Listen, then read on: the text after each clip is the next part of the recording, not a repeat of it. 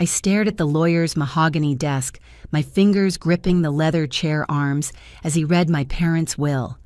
28 years of being their daughter, and they'd left everything to my younger sister, Madison. The Victorian house, the investment accounts, even Mom's jewelry collection. My inheritance. A single line to June, who has already received enough. My phone buzzed. Mom's text, "Sweetie, can you still cover our mortgage this month?" I typed 3 words that would change everything. Read the will.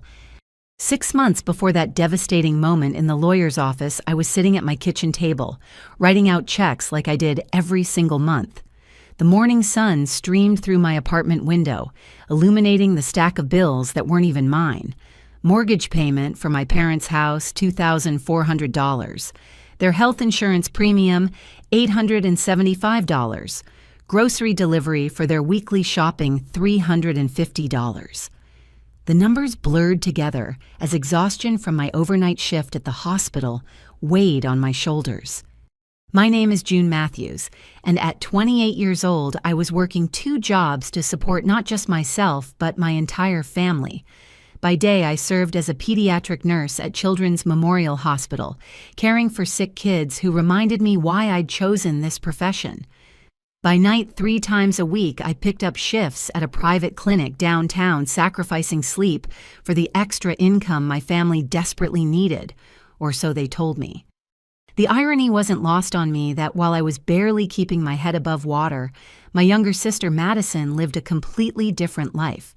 At 25, she still occupied her childhood bedroom in our parents' Victorian house, the walls covered with ring lights and camera equipment for her budding influencer career. Her morning routine consisted of yoga classes, smoothie runs, and hours spent crafting the perfect Instagram post for her 847 followers. June's too serious. I'd overheard Mom tell her church friends last Sunday. But Madison, she's creative. She just needs time to find her path. Time. That's what they called it when Madison slept until noon while I'd already completed a 12-hour shift. Finding her path apparently required designer activewear, professional photography equipment, and endless brunches at trendy cafes that I could never afford.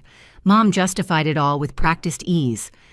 "Your sister is building something special," she'd explained when I'd questioned the new ring light setup that appeared in Madison's room. "These days, social media is a real career. She just needs our support while she establishes herself." Our support. Except "our" meant my checkbook and my exhaustion. I'd done the math recently sitting in the break room at 3 in the morning, using the calculator on my phone to tally up what I'd given over the years. The number made my stomach turn $120,000 over 5 years. Not loans, gifts, support, love translated into currency. "Sweetie, you're so blessed to have such a good job," Dad would say whenever I visited, usually right before mentioning some new expense. "God provides for those who provide for others." The provision seemed to flow in only one direction. While I brown-bagged lunch to save money, Madison posted photos of her acai bowls and avocado toast. While I wore the same scrubs until they threadbare, she unboxed clothing hauls for her followers, each piece carefully curated and definitely not purchased with her non-existent income. That particular morning, as I sealed the last envelope, my phone rang. Dad's name appeared on the screen, and I already knew what was coming. "Morning, Princess," his voice boomed with false cheer. "How's my hard-working girl?" "Tired, Dad. Just got off a double shift." "Well, that's why I'm calling, actually. Your mother and I have been talking, and we've decided it's time to update our estate planning. Get everything in order. You know, we'd like you to be there for the meetings." Estate planning. The words should have set off alarm bells, but I was too exhausted to, trusting too well trained in being the responsible daughter to question it. "Of course," I heard myself saying. "When do you need me?" "This Thursday at 2. Can you make it?" Thursday meant requesting time off, losing hours, sacrificing income. But family came first. It always had. "I'll be there." "That's my girl. Oh, in June. This month's mortgage payment." "I already mailed it." "You're an angel. I don't know what we'd do without you." After hanging up, I pushed myself up from the table, my body protesting every movement. I needed to shower to sleep for a few hours before my evening shift. But as I walked past my refrigerator, something made me stop. There, held by a magnet shaped like a heart, was a photo from last Christmas. Mom, Dad, Madison, and me standing in front of their beautifully decorated tree. Madison wore a new designer dress. My parents beamed with pride, and I stood slightly apart still in my scrubs because I'd come straight from work. My phone buzzed with a text from Madison. "Hey sis, can you Venmo me $50? Totally forgot I have a content creation workshop today and I'm short on cash. You're the best." Content creation workshop. Is that what they were calling it now? I opened Venmo, my finger hovering over the send button. $50.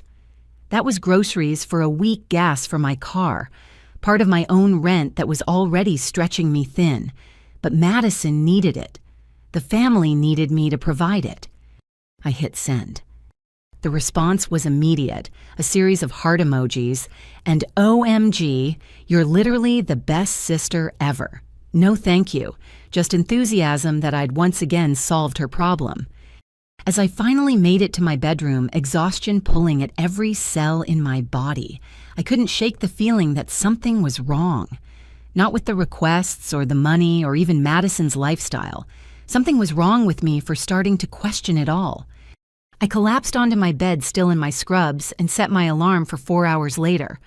Before closing my eyes, I glanced at my bank balance on my phone. Savings $4,200. It should have been $40,000 by now, maybe more. But family came first. 3 days later, I was organizing paperwork for my parents' meeting with the estate attorney when I stopped by their house to pick up some documents they needed. Madison was out, probably at another yoga class, and Mom had run to the store. Dad was napping in his recliner, the TV droning in the background. "Just grab what you need from the office, sweetheart," Mom had told me over the phone. "You know where everything is." I did know. I'd been managing their paperwork for years, filing their taxes, organizing their medical records, making sure everything was in order because June's so good with details. The office was a converted bedroom that smelled like Dad's cologne and old paper. I quickly located the filing cabinet and started pulling the necessary documents. That's when I saw it. Mom's purse sat open on the desk, and poking out from the side pocket was a credit card statement. Not hers, Madison's. I shouldn't have looked. Privacy was important, boundaries mattered, all the things I'd tell myself later. But something made me pull that paper free. The number at the bottom made me sink into the desk chair. $30,000. The balance on Madison's credit card was $30,000. But that wasn't what made my hands shake as I read through the charges. Designer clothing stores, high-end restaurants, a MacBook Pro, photography equipment that cost more than I made in a month. And there at the bottom, the payment section showing exactly how this debt was being managed. Payment made by Catherine Matthews' full balance. My mother was paying Madison's credit card in full, every month, while telling me they could barely afford groceries. I heard footsteps in the hallway and quickly shoved the statement back where I found it, my heart pounding as Mom appeared in the doorway. "Oh, good, you found everything," she said brightly. "Did you see Madison's new camera? She's really taking this career seriously." I nodded, not trusting my voice. The documents in my hand felt heavier now, weighted with a truth I wasn't ready to face. They weren't poor. They weren't struggling. They were funding Madison's fantasy while I killed myself to support what I thought were their needs. "You okay, sweetie? You look pale." "Just tired," I managed. "Double shifts all week." Mom's face creased with concern that I now questioned was genuine.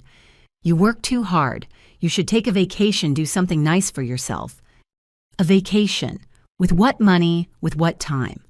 While I paid their mortgage and they paid Madison's designer shopping sprees. "I should go," I said, standing abruptly.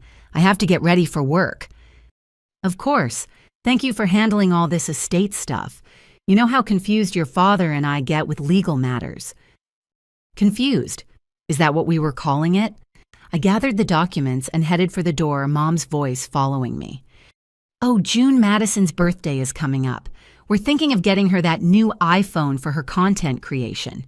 Maybe you could contribute. I know money's tight for everyone right now." Money was tight, just not for everyone. I sat in my car outside their house for 10 minutes staring at the Victorian structure I'd helped maintain, the windows I'd paid to replace the roof I'd financed repairs for, all while my own apartment had peeling paint and a radiator that barely worked.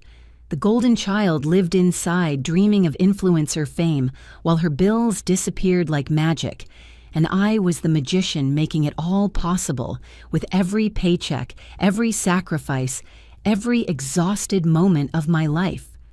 My phone buzzed. Another text from Madison. "Thanks for the $50. You're seriously the best. Oh, BTW, can you cover my phone bill this month? Things are super tight with all my business expenses."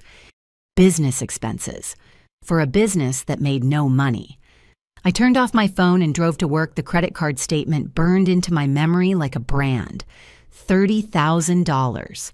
$120,000 from me. And somehow they were still asking for more. That night, as I cared for a 6-year-old recovering from surgery, his parents taking shifts to stay by his bedside, I thought about what family really meant. These strangers would do anything for their child, both of them sacrificing equally, both of them present. Neither of them asking the other to carry all the weight alone. "You're really good with him," the mother said as I adjusted the boy's IV. "Do you have kids of your own?" "No," I replied. "Just a younger sister." "She's lucky to have you." Was she, or had we all confused enabling with love, sacrifice with support? As I finished my rounds, the questions multiplied in my mind like the medical charts I updated. How much was too much? When did helping become hurting? And why did I feel guilty for even asking? The estate planning meeting was in 4 days. They wanted me there because I was responsible, reliable June who handled everything. But for the first time in my life, I wondered what would happen if I stopped handling it all, if I stopped being the solution to every problem, if I stopped writing checks and started asking questions. The thought terrified me more than any night shift, any exhaustion, any sacrifice I'd made. Because without my role as the provider, who was I to them, their daughter, or just their bank account? I wouldn't have to wait long to find out. Thursday arrived with unseasonable warmth for March in Portland, the kind of day that made everyone believe spring had come early. I'd managed to trade shifts with another nurse, losing a day's pay, but gaining the time to attend my parents' estate planning meeting. As I drove to the law offices of Brennan and Associates, I told myself this was important. This was family taking care of family planning for the future, being responsible. The building sat in the historic district, all red brick and climbing ivy, the kind of place that whispered old money and established traditions. I arrived 15 minutes early, finding my parents already in the waiting room. Dad wore his best suit, the navy one I'd bought him 2 Christmases ago. Mom clutched her purse like it contained state secrets, her nervous energy filling the space. "There's our girl," Dad boomed, standing to hug me. "Always punctual. That's why we need you here, June. You understand all this legal nonsense." "Where's Madison?" I asked, though I already suspected the answer. Mom's face performed a familiar dance of excuse-making. "Oh, you know your sister. She had a very important meeting with a potential brand sponsor. This could be her big break." A brand sponsor for 847 followers. I bit back the observation and smiled instead, the expression automatic after years of practice. "Shall we head in?" A woman in her 50s emerged from an office, her handshake firm and professional. "I'm Patricia Brennan. You must be June. Your parents have told me so much about you." The conference room smelled of leather and lemon polish, afternoon light streaming through tall windows.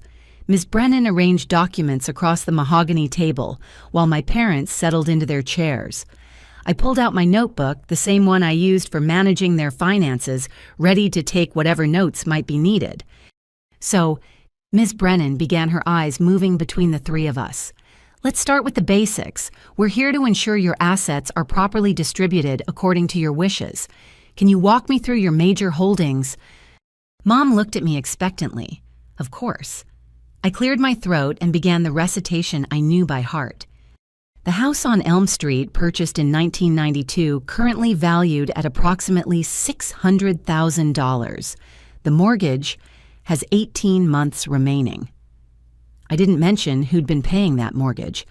There's the investment account with Fidelity last statement showing $208,000. 2 vehicles both paid off. Mom's jewelry collection, which was appraised at $40,000 after Grandma passed. Dad's pension from the railroad plus Social Security for both. Ms. Brennan nodded approvingly, making notes. You're very organized. It's refreshing to see families who communicate so openly about finances. If only she knew. And you have 2 daughters, correct? The attorney continued. June here and Madison. Mom supplied quickly. She couldn't make it today. She's building her career as a social media influencer. I see. Well, it's good to have at least one family member here who understands the process. Ms. Brennan's smile toward me was warm, appreciative. Now let's discuss your wishes for distribution. Dad shifted in his chair, that telltale sign he was about to say something he'd rehearsed. We believe in fairness, Ms. Brennan. Both our girls are precious to us. Of course. And how would you define fairness in this context? The silence stretched too long. Mom's fingers worried the handle of her purse, while Dad studied the wood grain of the table with sudden intensity. I watched them, these people I'd loved and trusted my whole life, as they struggled with words they'd clearly discussed in private. Well, Mom finally ventured. Circumstances are different for each child. We want to make sure everyone is taken care of appropriately. Appropriately. The word hung in the air like smoke from a fire I couldn't yet see. Ms. Brennan continued professionally pulling out forms and explaining options. Trusts versus direct inheritance, tax implications, the importance of updating beneficiaries. I took notes mechanically, my handwriting neat and precise, while something cold settled in my stomach. Now, June Orse, the attorney, addressed me directly.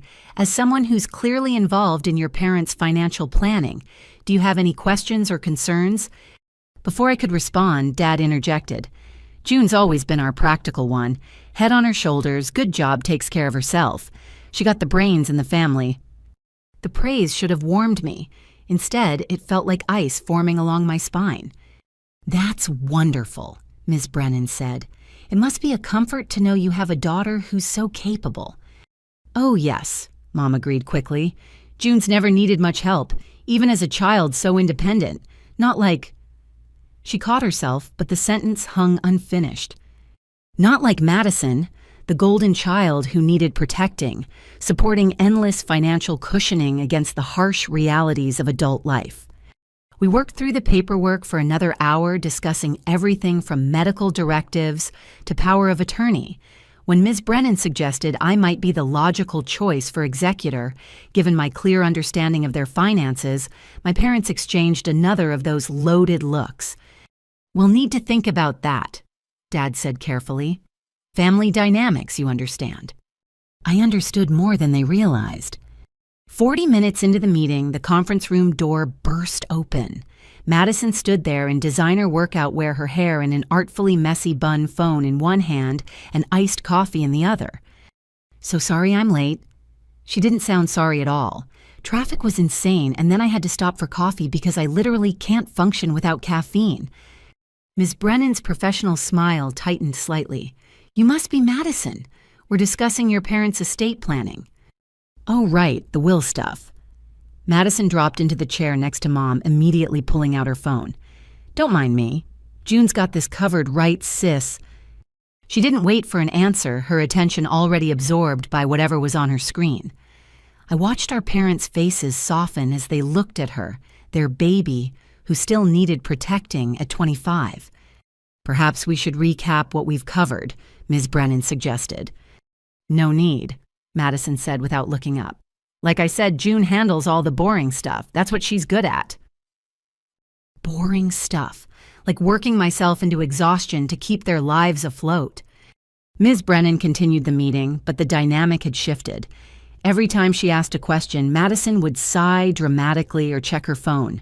When discussing the house, she perked up enough to ask about renovation possibilities. For when the time comes, her words so casual about our parents' mortality that Mom actually flinched. "I'm thinking of knocking out the wall between the kitchen and dining room," Madison mused. "Open concept is so much better for content creation. Natural light is everything." "Madison," I said quietly, "this isn't really the time." "God, June, relax. I'm just thinking ahead. Someone has to have vision for that place." That place, our childhood home reduced to a future content creation studio. Ms. Brennan wrapped up the meeting with practiced efficiency, probably eager to see us go. As we gathered paperwork, she handed me her card. "If you have any questions as executor, if you're chosen as executor, please don't hesitate to call." "Thank you." I managed slipping the card into my notebook. We filed out of the office, Madison already halfway to the parking lot, her yoga mat bouncing against her hip as she rushed to her next class. Mom and Dad lingered on the sidewalk, the afternoon sun highlighting the gray in their hair. "Thank you for coming, sweetheart," Mom said, patting my arm. "You're so good with all these details. Madison just doesn't have the patience for it." "Speaking of which," Dad added, his timing no accident, "next month we're going to need a little extra. The property taxes are coming due, and with everything else." Everything else being Madison's lifestyle I now knew, but I nodded anyway, already calculating what extra shifts I could pick up. "June, you're a lifesaver," Mom beamed. "We're so blessed to have you." They walked to their car, Dad's hand on Mom's back, a united front of parents who'd just spent 2 hours planning how to leave everything to one daughter while the other paid their bills. I sat in my own car engine, off watching them drive away. My phone buzzed with a text from Madison. "Thanks for handling that boring meeting, BTW. Can you believe how shabby that lawyer's office was? When I'm a successful influencer, I'm definitely hiring someone better. Speaking of which, I have this amazing opportunity to attend a content creator retreat in Malibu next month. It's only $3,000. Maybe we can call it an early birthday present." $3,000 for a retreat. Well, I calculated whether I could afford both gas and groceries this week. I started my car and headed back to work, arriving early for my shift. The break room was empty, giving me space to sit with my thoughts and the notebook full of estate planning information. Everything was there in my neat handwriting: assets, accounts, valuations, the concrete proof of a lifetime's accumulation, all of it designated for distribution after death. But nowhere in those notes was there a column for what I'd contributed. No line item for the sleepless nights, the double shifts, the sacrifices that had kept it all afloat. Just the cold, hard facts of what existed and who would receive it. "You okay?" My colleague Sarah poked her head into the break room. "You look like someone stole your lunch money." The laugh that escaped me was bitter. "Something like that." She came in, closing the door behind her. Sarah was one of the few people who knew about my family situation, having covered for me countless times when I needed to handle their emergencies. "Family stuff," she guessed, settling across from me. "Estate planning meeting today." "Ah." She didn't need more explanation. "Let me guess. They're leaving everything to Madison because you're so successful, and she needs it more." The accuracy of her assumption must have shown on my face because her expression shifted to sympathy mixed with frustration. "June, when are you going to stop letting them do this to you?" "It's not that simple. They're my parents." "And you're their daughter, not their personal ATM." I wanted to argue, to defend them, to explain that it wasn't like that, but the words wouldn't come because increasingly it was exactly like that. "You know what the worst part is," I said instead. "I sat in that meeting taking notes, being helpful, being good, reliable June, and the whole time they were planning how to make sure I keep being exactly that, the one who handles everything but receives nothing." Sarah reached across the table, squeezing my hand. "You deserve better." Did I, or had I trained them too well in what I would accept? As I changed into my scrubs for another 12-hour shift, I thought about Ms. Brennan's assumption that I'd be executor. Of course I would be. Who else would handle the boring stuff, the details, the responsibility? That night I couldn't focus. My patients received the same level of care because that was non-negotiable, but my mind kept drifting to that conference room, to my parents' careful words about fairness and appropriate distribution, to Madison scrolling through her phone while they planned her future security using my present sacrifice. During my break, I found myself in the chapel, a quiet space I rarely visited. The silence felt heavy, expectant, like it was waiting for me to acknowledge truths I'd been avoiding. I wasn't the favored child. I was the functional one, the one who could be counted on to provide without question, to sacrifice without complaint, to love without reciprocation. And as long as I kept playing that role, nothing would change. My phone lit up with another text from Mom. Forgot to mention at the meeting, the house needs new gutters. Can you handle that next month? Love you. Can you handle that? I always had. That was the problem. As I headed back to my shift, I made a decision. I would handle the gutters. I would pay the property taxes. I would continue being good, reliable June. But I would also start documenting everything, keeping records not for their taxes or their estate planning, but for my own understanding of exactly what this relationship had become. Because Ms. Brennan was wrong about one thing. We weren't a family that communicated openly about finances. We were a family built on the silence of one person's sacrifice and everyone else's willful blindness to it. The meeting had shown me exactly where I stood in their plans. Now I had to figure out where they stood in mine. My 28th birthday fell on a Saturday, which meant I could actually attend my own celebration without losing a shift. Mom had insisted on hosting dinner at their house, promising my favorite meal and a special surprise. As I drove through the familiar streets of my childhood neighborhood, I tried to summon some enthusiasm. Birthdays in the Matthews family had always been productions complete with themed decorations and Mom's signature coconut cake. At least they were for Madison.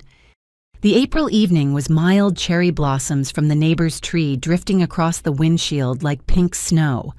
I'd bought myself a new blouse for the occasion, a small indulgence that had required careful budgeting. 28 felt like it should mean something, mark some kind of adult milestone. Instead, I felt caught between the life I was living and the one I'd imagined for myself. The house glowed with warm light and I could smell pot roast from the driveway. Dad opened the door before I could knock his face bright with an emotion I couldn't quite read. There's the birthday girl 28 years ago you made us parents. Best day of our lives. The words should have touched me. Instead, they felt rehearsed like lines from a play we'd been performing for so long we'd forgotten it wasn't real. Inside the dining room table was set with Mom's good china, the pieces she only brought out for special occasions.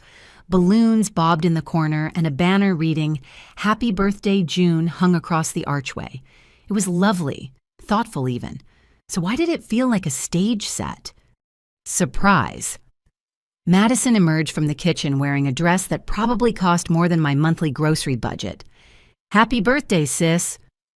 She air-kissed my cheek, careful not to smudge her lipstick, then thrust a small envelope into my hands. "Open it later," she said with a wink. "It's super special."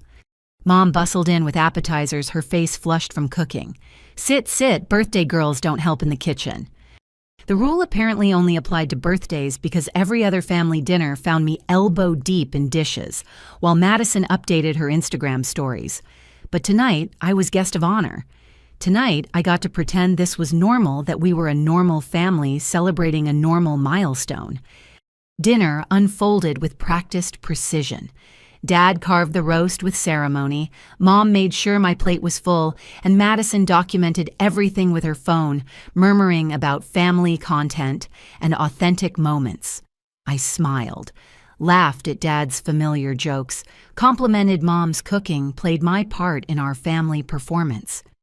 "So," Dad said as Mom cleared the dinner plates, 28, that's a big number, Princess. Any special plans for this year?" Before I could answer, my phone buzzed. A work email about schedule changes, but the notification preview showed something else that made my heart skip. A message from Human Resources about my annual review with the subject line, "Congratulations on your promotion."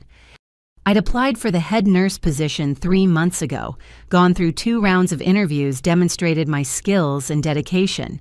but with everything else happening, I'd almost forgotten about it. "What is it, dear?" Mom asked, returning with the cake, 28 candles flickering like tiny stars. The words felt surreal. "I got promoted, head nurse for the pediatric unit." "Oh my God, June." Madison squealed, her phone already recording. "That's amazing. How much more money is that?" Trust Madison to zero in on the financial aspect immediately. "It's substantial," I admitted. "About 30% increase plus better benefits."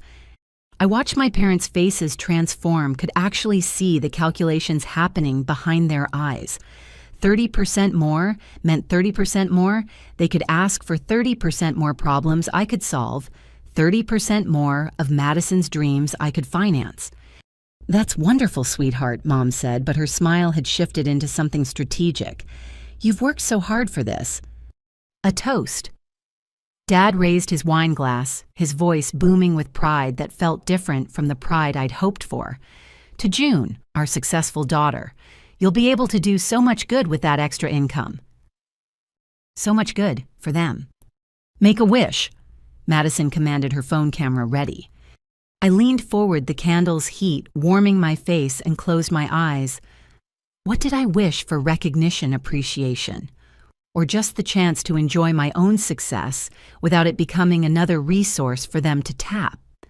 I blew out the candles in one breath, and my family clapped like I'd performed a magic trick, which in a way I had. The magic of making money appear when they needed it, of solving problems with my checkbook, of being endlessly reliable. We ate cake vanilla with coconut frosting, and I opened Madison's card. Inside was a $5 gas station gift card, the price sticker still attached. "For your commute," she explained brightly. "I know gas is so expensive these days." $5 from someone whose $30,000 credit card bill I'd seen with my own eyes. But I smiled and thanked her, because that's what good daughters do. "Speaking of expenses," Mom said, and there it was, the transition I'd been waiting for. "Your father and I have been thinking about the house. With you doing so well now, especially with this promotion, we were wondering if you might help us with some updates. The kitchen really needs work, and Madison's room." "My room needs better lighting for filming," Madison interjected. "Natural light is everything for content creation. I was thinking skylights." "Skylights. In the house I was paying the mortgage on." "We can talk about it later," I said, trying to salvage something of my birthday. "Tonight's about celebrating, right?" "Of course." Dad agreed too quickly. "Absolutely. Our June, the head nurse. You know, I was just telling Bob at the hardware store about how successful you are. He couldn't believe one person could work so hard." One person. That was the key phrase. One person working hard so others didn't have to. After cake, I excused myself to use the bathroom, needing a moment alone. The hallway felt like a museum of our family history photos covering every wall.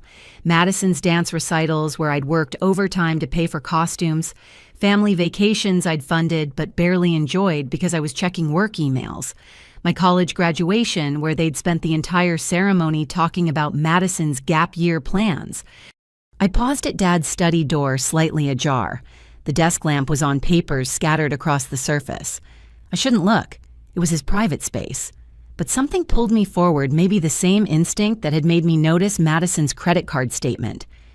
There next to his coffee mug was a legal pad covered in his handwriting, estate planning notes from our meeting with Ms. Brennan. My eyes scanned the page before I could stop myself. Madison, house all contents, jewelry investments after June pays off mortgage. June, successful doesn't need inheritance. Remind attorney to update will ASAP before June finds out about promotion. That last line hit like a physical blow.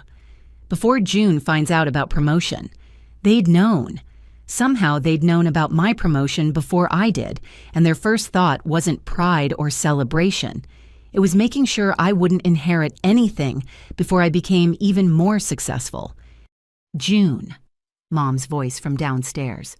We have one more surprise. I backed away from the desk, my hands shaking. They'd planned this. The birthday dinner, the celebration, all of it designed to butter me up before asking for more money while simultaneously ensuring I'd never see a penny of what I'd invested. Coming. I called back my voice steady through years of practice. They were assembled in the living room like a tableau. Madison curled on the couch, with her phone parent standing by the fireplace. Dad held a wrapped box, his smile wide and expectant. "We wanted to give you something special," he said, handing me the gift. "For all you do." I unwrapped it carefully, the paper falling away to reveal a photo album. Inside were pictures of our family, carefully curated moments that told a specific story. June helping with homework, June cooking Thanksgiving dinner, June painting the fence, June fixing the car. Every photo showed me in service to them, working, providing, giving. "We thought you'd like to remember all the wonderful times," Mom said softly. "You've always been such a help to this family." A help, not a daughter, a help. I couldn't finish the sentence. What was it? A monument to my utility, a scrapbook of sacrifice. "There's more," Madison said, bouncing up from the couch. "Look at the last page." I flipped to the end where they'd pasted a printout of a text conversation. My texts to them over the years. Mortgage payment sent. Transferred money for repairs. Covered the medical bill. Sent extra for groceries. A comprehensive record of my financial support presented like achievements to be celebrated. "You've given us so much," Dad said, his voice thick with emotion I now questioned. "We wanted you to see how much it's meant to us, but not enough to leave me anything. Not enough to stop asking for more. Just enough to document it to prove they knew exactly what they'd taken. Thank you." I managed, because what else could I say? "Thank you for showing me exactly how you see me. Thank you for the evidence of your calculated use of my love." "Group hug," Madison announced, and suddenly they were all around me, arms encircling the scent of Mom's perfume and Dad's aftershave and Madison's expensive shampoo, creating a cloud of family. I stood rigid in the center, holding the album of my exploitation, wearing my new blouse that had required such careful budgeting, promoted to a position they saw only as an expanded resource. "We love you, June," Mom whispered, "our responsible girl." After they released me, I gathered my things quickly, claiming an early shift that didn't exist. They walked me to the door, still glowing with the success of their surprise, unaware that they'd given me the greatest gift possible: clarity.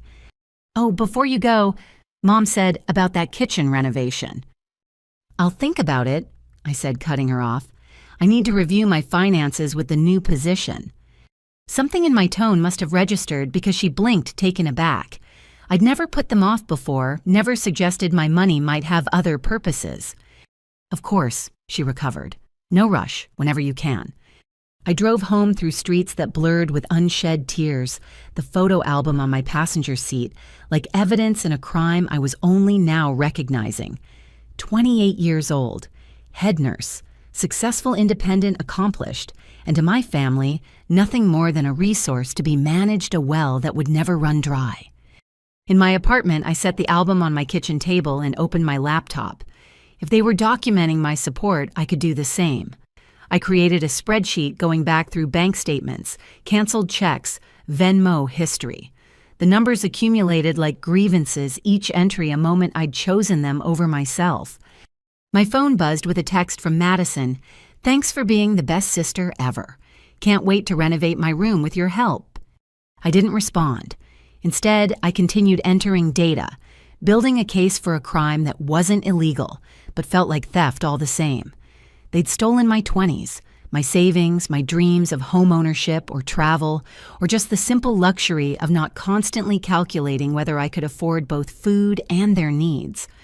The promotion should have been a celebration. Instead, it was a revelation. They didn't see success. They saw opportunity. They didn't see their daughter. They saw their solution.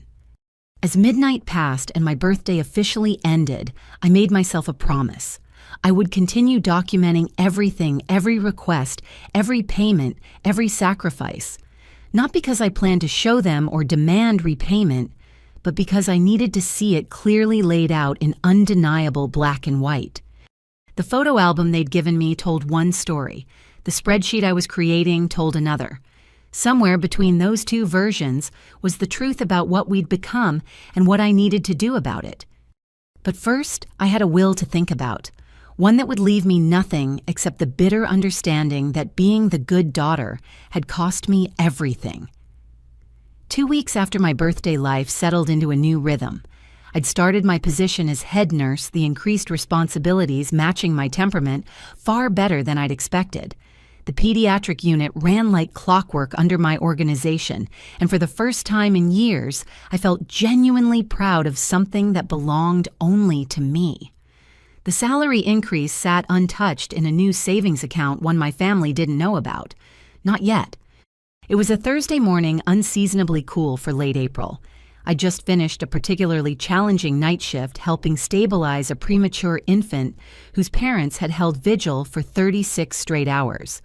Their devotion taking turns so someone always had skin-to-skin contact with their baby reminded me what family was supposed to look like: equal sacrifice, shared burden, unconditional love that didn't come with a price tag. I'd barely made it home, hadn't even changed out of my scrubs when my phone exploded with calls. Madison, Mom, Dad, Madison, again. My first thought was that something had happened to the house, maybe a fire or break-in. But the voicemail from Mom was pure hysteria. June. Oh God, June, it's your father. His heart, we're at Regional Medical. Come quickly, please. The exhaustion evaporated. I grabbed my keys, my medical brain already running through possibilities. Dad was 62, relatively healthy despite his love of red meat and aversion to exercise. Some chest pain last year that turned out to be indigestion. But hearts were unpredictable and Mom's panic sounded real. Regional Medical was 20 minutes away. I made it in 12 using every shortcut learned from years of racing to work. The emergency department was familiar territory. I'd done rotations here during nursing school. The triage nurse recognized me. June, your family's in room 7. Dr. Morrison is with them. I knew Morrison, a competent cardiologist who didn't suffer fools or exaggeration. If he was involved, this was serious. I pushed through the curtain to find Dad on a gurney connected to Monitor's oxygen cannula in place. His color was good, too good for a major cardiac event. Mom clutched his hand like she was preventing him from floating away. Madison sat in the corner filming. June. Dad's voice was strong, another inconsistency. You came. Of course I came. I moved to the monitors, reading the numbers with practiced eyes. Heart rate slightly elevated but regular. Blood pressure normal. Oxygen saturation perfect. What happened? He collapsed. Mom interjected before Dad could answer. Right in the kitchen, clutching his chest, gasping. I thought we were losing him. Madison looked up from her phone. I got some of it on video. The ambulance arrival was super dramatic. I stared at her. You filmed Dad having a cardiac event. Content is everywhere. She shrugged. Besides, it'll be good for the vlog. Day my dad almost died will get major engagement. Before I could respond, Dr. Morrison entered with a tablet. His expression was carefully neutral, the look of a doctor managing difficult family dynamics rather than a medical crisis. Ms. Matthews? He nodded at me. I understand you're in the medical field. Head of pediatric at Children's Memorial. I confirmed. What are his test results? Morrison glanced at my parents, then back at me. EKG is normal. Cardiac enzymes negative. Chest X-ray clear. We're waiting on one more round of blood work, but preliminarily your father appears to have had a panic attack. Panic attack. Mom's voice pitched higher. But the pain, the gasping. Panic attacks can mimic heart attacks very convincingly, Morrison explained patiently. We'll keep him for observation, run a stress test to be safe, but I'm not seeing anything concerning from a cardiac standpoint. I studied Dad's face as Morrison spoke. Something flickered there, not relief, exactly more like disappointment. However, Morrison continued, your father is insisting on a full cardiac workup, every test available. I've explained that insurance typically won't cover non-indicated procedures, but he seems quite adamant. Money's no object when it comes to health, Dad said quickly. Right, June? There it was, the setup.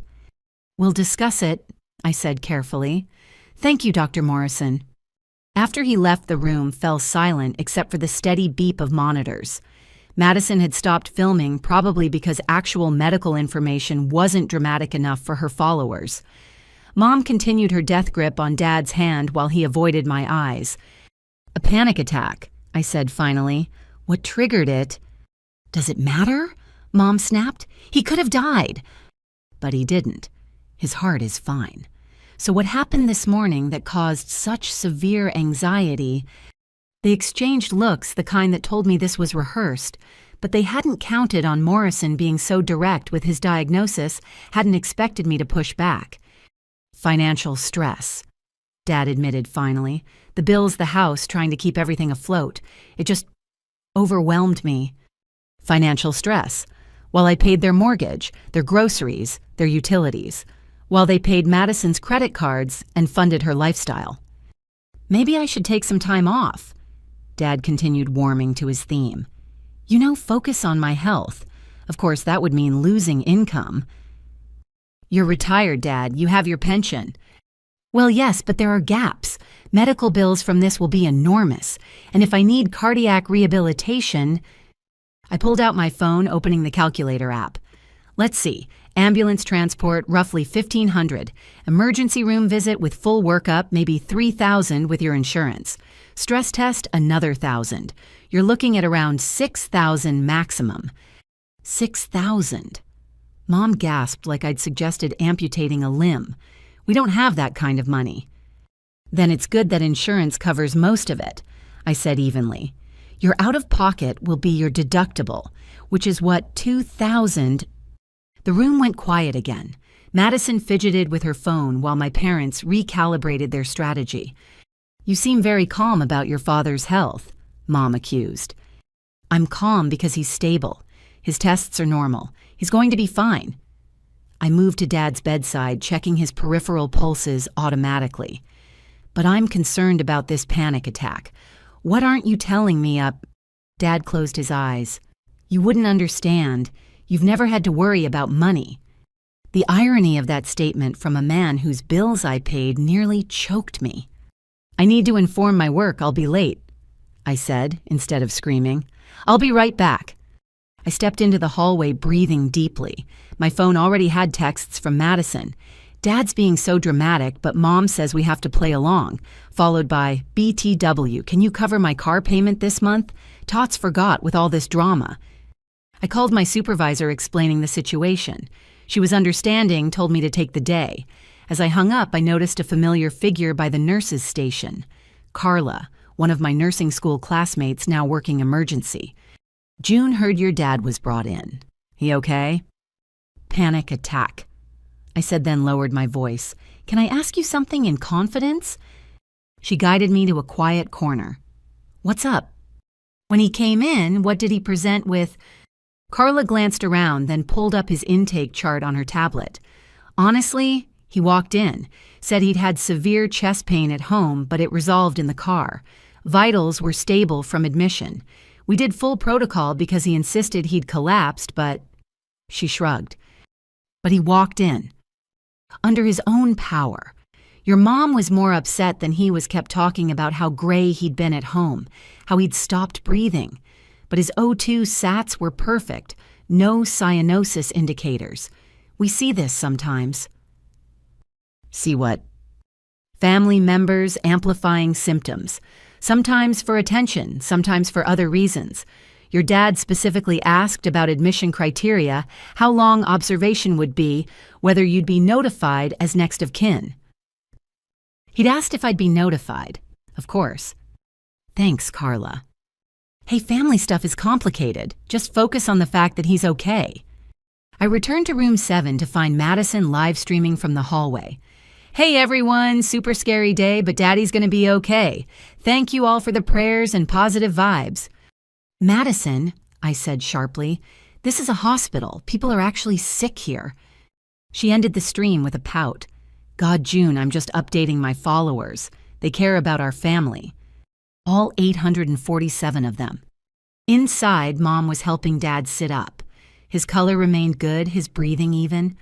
Whatever had happened at home, he wasn't in distress now.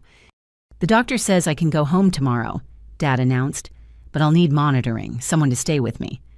I'll hire a visiting nurse, I offered. A stranger. When I have a daughter who's a nurse. Mom's eyes filled with convenient tears. June, he needs family. He needs you. I have a job, a new position with responsibilities. More important than your father's life. The tears spilled over.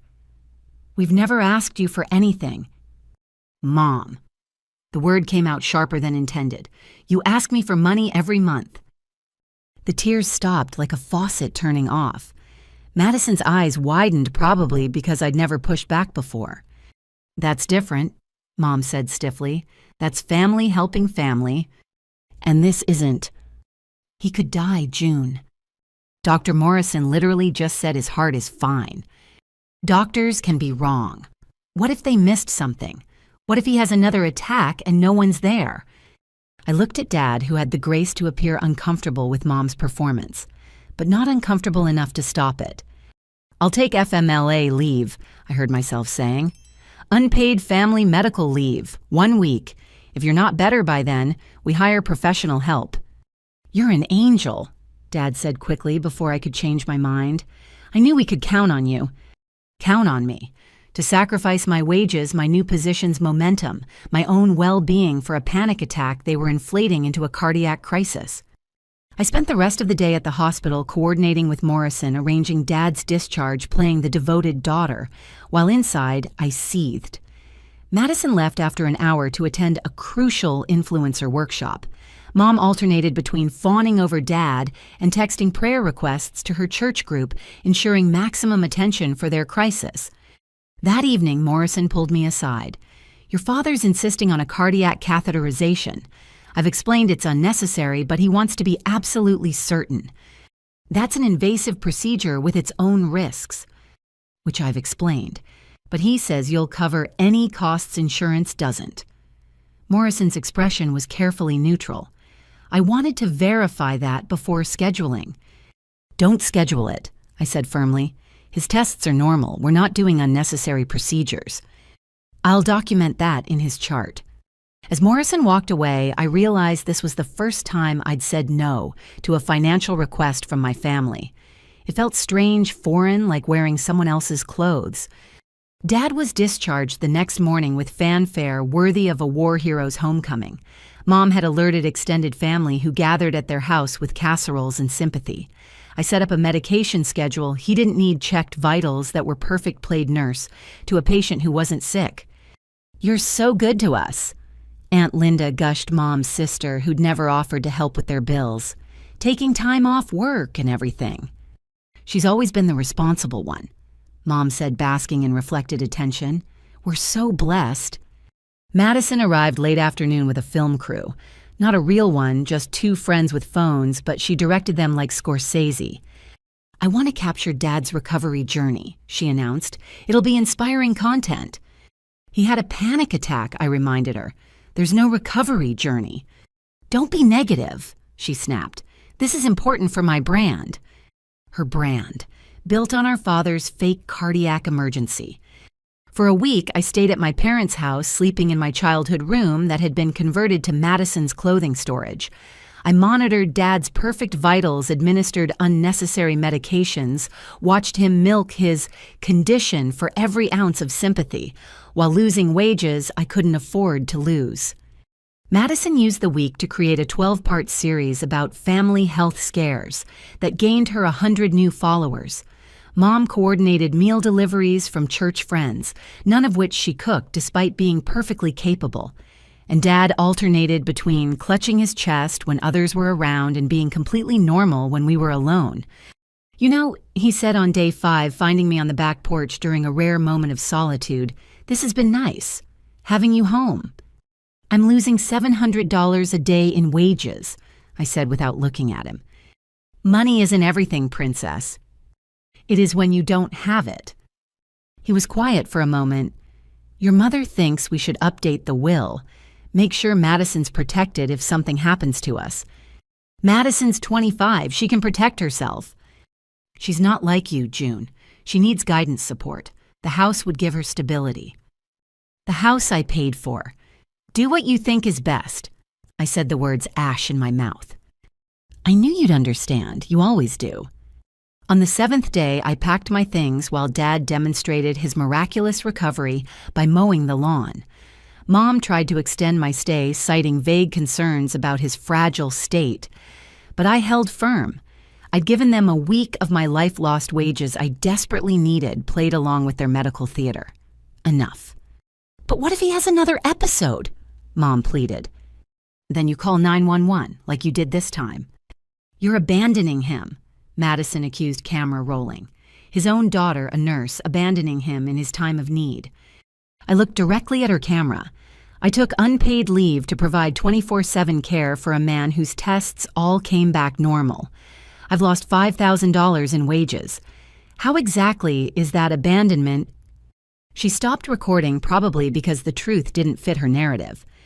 As I drove away from their house, my phone pinged with a notification from my bank. My new savings account, the one they didn't know about, had dropped below $1,000 after a week without pay. But at least it still existed. At least I'd said no to the catheterization, drawn one small boundary in the sand.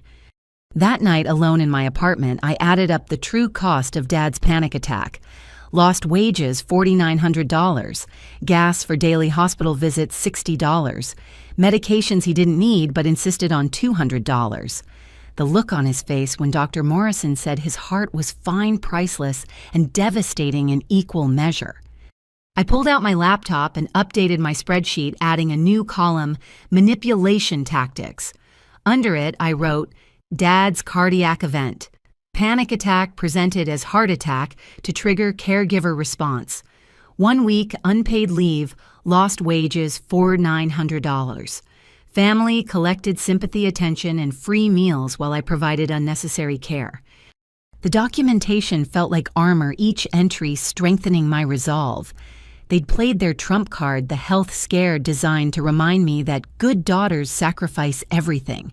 But their performance had been too transparent, their greed too obvious. My phone buzzed with a text from Mom. Dad's tired tonight. Are you sure you can't stay 1 more week? I didn't respond. I was tired too. Tired of being their solution, their bank account, their proof that they'd raised at least one successful child. Tired of Madison's camera turning our family dysfunction into content. Tired of panic attacks dressed up as heart attacks and love that came with a price tag I could no longer afford to pay.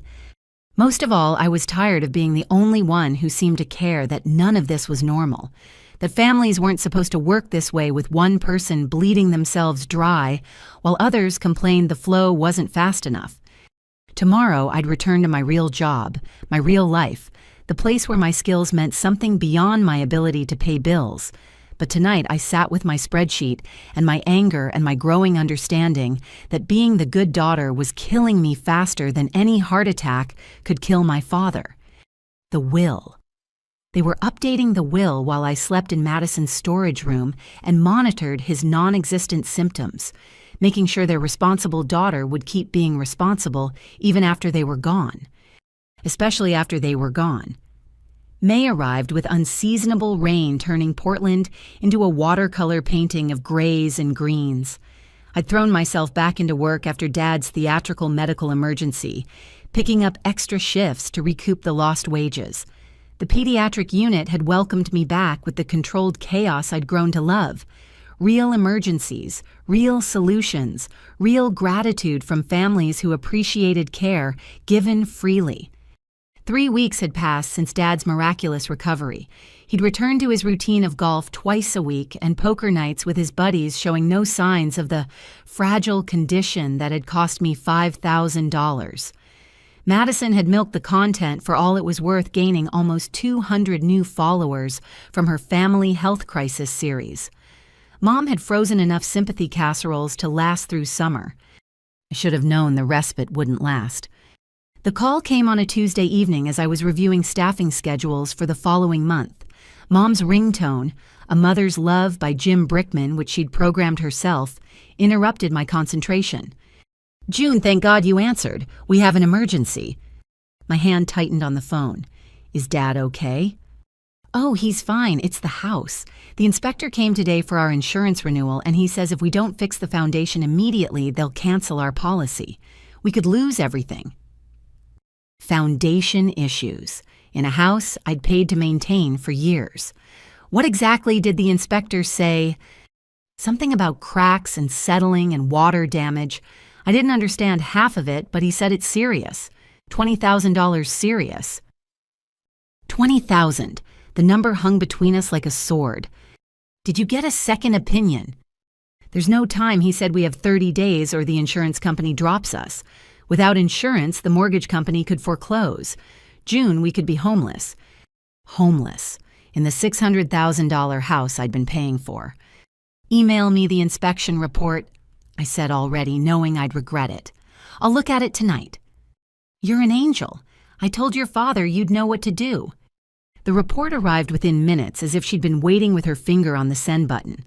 I read through it carefully, my medical training useful for parsing technical language.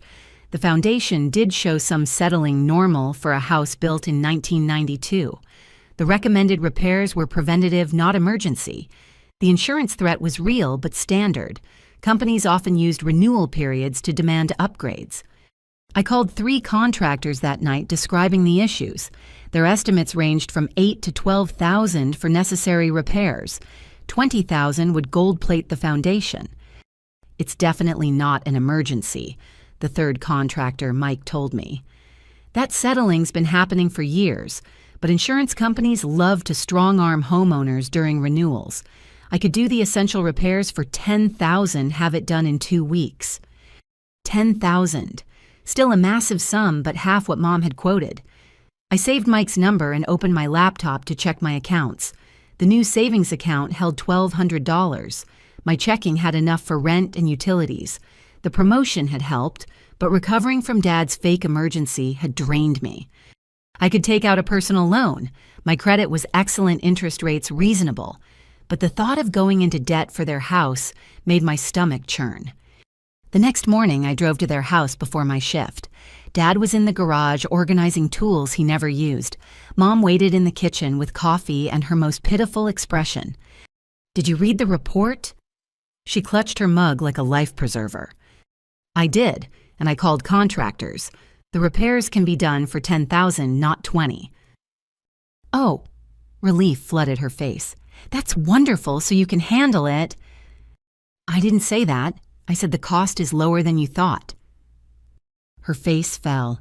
"But June, you have to help us. Where else would we get $10,000?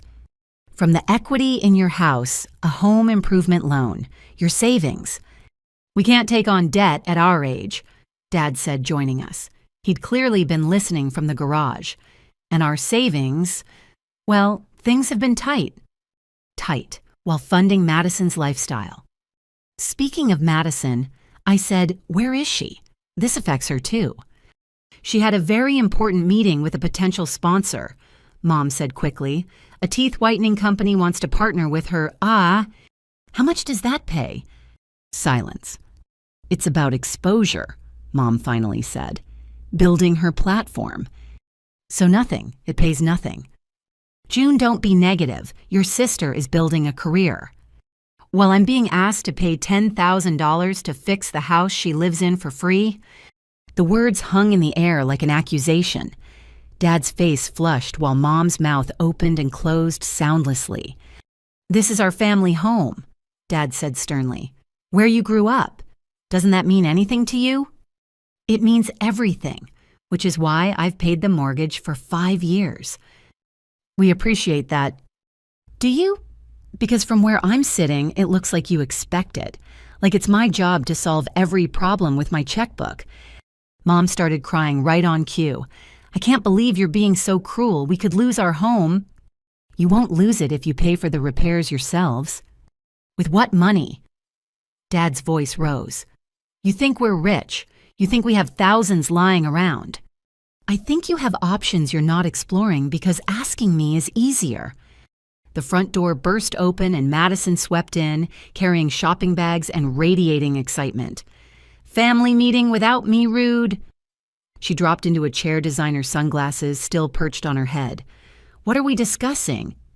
The house needs foundation repairs, I said flatly. $10,000 worth. Oh, good. I actually wanted to talk about the house, too. Madison pulled out her phone, scrolling rapidly. I've been accepted into this amazing content creator house in Los Angeles. It's like a collective where influencers live and create together. Career-changing opportunity. That's wonderful, sweetheart. Mom beamed through her tears. But here's the thing, Madison continued. I need to show financial stability to get in. So I was thinking once June fixes the foundation, maybe we could do a full renovation. Update the kitchen, knock out some walls, create a proper studio space. Then I could rent it out when I move to LA, use the income to show I'm financially responsible. I stared at her. You want me to pay for foundation repairs on a house you plan to renovate and rent out? Not just foundation repairs, a full upgrade. I've already talked to a designer.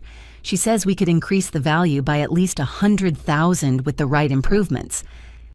Well, you know what I mean. Think of it as an investment. An investment in a house I don't own. Madison rolled her eyes. God, June, why are you being so selfish? This is my career we're talking about. Your career that makes no money. Yet, it doesn't make money yet. She turned to our parents. Tell her how important this is. Mom and Dad exchanged glances, having one of their silent conversations perfected over 34 years of marriage. Maybe, Dad said slowly, we could do both. Fix the foundation and do some updates for Madison's future. It would really help her career, Mom added, and increase our home value. Our home value, I repeated. The home you're leaving entirely to Madison. Another silence, heavier this time. How did you... Mom started, then stopped. Does it matter? The point is, you want me to invest tens of thousands of dollars in a property I'll never inherit. You don't need an inheritance, Madison said, as if explaining to a child. You have a good job. I need the security. I have a good job because I worked for it. 2 jobs, actually, while you've been playing influencer on my dime. Your dime? Madison's voice pitched higher. I've never taken money from you. No, you take it from Mom and Dad who get it from me. It's money laundering for the entitled. June, Mom gasped. That's a terrible thing to say. Is it? Let's do the math. I pay their bills, they pay your bills. I'm funding your lifestyle with extra steps. Madison stood abruptly, her chair scraping against the floor. You know what? I don't need this negativity. When I'm famous and successful, we'll see who's bitter then. She stormed out, but not before adding, and yes, I did talk to contractors. We could do the whole renovation for $50,000. Think about it. $50,000. From 10 to 20 to 50, the number climbing with each conversation. She's just passionate about her future, Mom said weakly. Her future in my past, I muttered. What? Nothing. Look, I need to go to work. Actual work that pays actual money. But the foundation, get a loan, sell some things, ask Madison to contribute from her teeth-whitening windfall. But I'm not taking on debt for a house you've already decided isn't mine. I left them sitting at their kitchen table, probably strategizing their next approach. The drive to work was a blur of rain and regret. Regret that I'd answered the phone. Regret that I'd trained them so well to see me as their solution.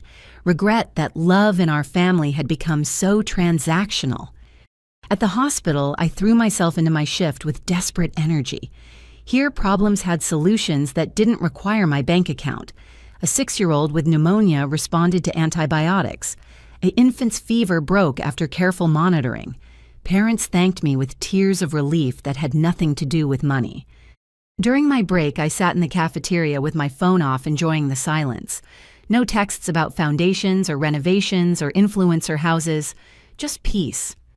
Rough day. Dr. Martinez sat across from me with her lunch. Family stuff, I admitted. Ah. She unwrapped her sandwich thoughtfully. Let me guess. They need money. How did you know? Because you have that look, the one that says, I'm solving everyone's problems but my own. She took a bite, chewing slowly. Want some unsolicited advice? Sure. Stop. Just stop. They'll figure it out or they won't, but either way, it's not your responsibility. They're my parents. And you're their daughter, not their emergency fund. There's a difference. That night, I went home to 17 missed calls and twice as many texts. The family group chat had exploded with messages ranging from guilt trips to renovation ideas. Madison had created a Pinterest board for the house updates. Mom had forwarded emails from contractors, each quote, higher than the last. Dad had sent a single message, disappointed in your selfishness. I archived the entire conversation without reading most of it. Instead, I updated my spreadsheet, adding the renovation scheme to my growing documentation. The ask had evolved from foundation repairs to a full renovation to support Madison's influencer dreams, none of which I would benefit from. The entitlement was breathtaking in its scope. My laptop dinged with an email. Mike the contractor following up on our conversation. His quote was still $10,000 for necessary repairs, but he'd added a note. I sensed you might be dealing with family pressure. If it helps, I can write a report stating the repairs aren't immediately critical. Might buy you some time to figure things out. I smiled the first genuine smile all day, a stranger showing more consideration than my own family. Thank you, I typed back. Please send that report. I'll handle this situation differently. Differently meant not handling it at all. Let them figure out their foundation, their renovation dreams, their financial reality without my checkbook as a crutch. I was done being their solution to problems they created. My phone buzzed with one final text from Madison. FYI, I measured your old room. It would make a perfect walk-in closet for my influencer wardrobe. Thanks in advance for making this happen, sis. My old room, where I'd studied for my nursing boards, planned my future, dreamed of the life I was building, reduced to storage for Madison's pretensions funded by my sacrifice. I turned off my phone and went to bed, rain pattering against windows in the apartment I paid for with money I earned at the job I'd worked to achieve.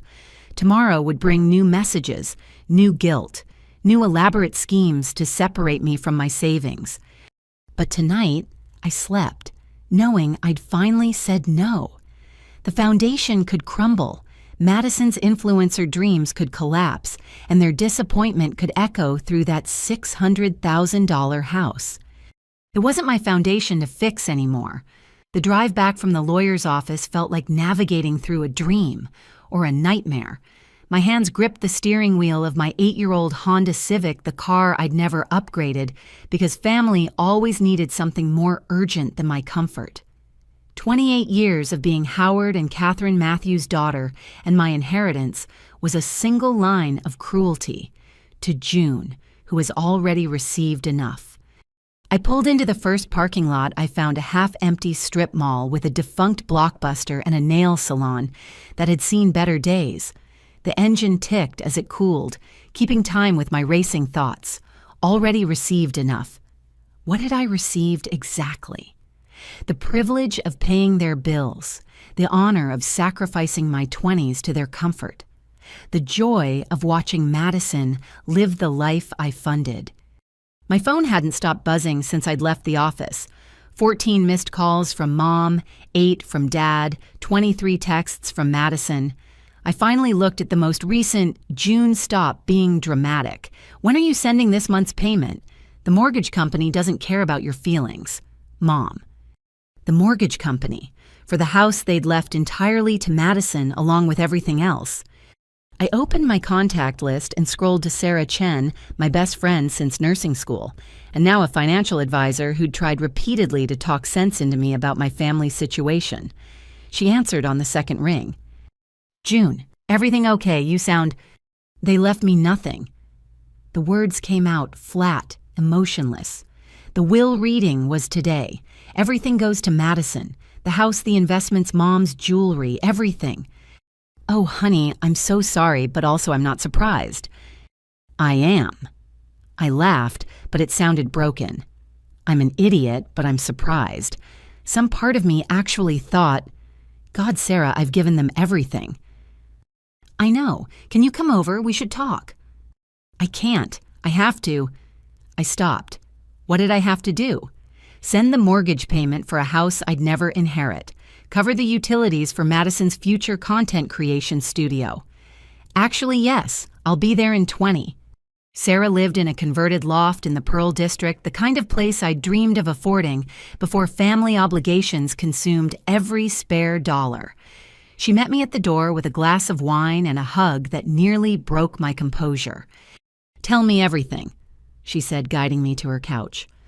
I recounted the meeting, the lawyer's careful words, my parents' refusal to make eye contact, Madison's immediate plans for renovation. Sarah listened without interrupting, occasionally refilling my glass. "Show me your bank statements," she said when I finished.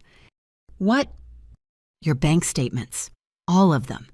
It's time we calculate exactly what this has cost you."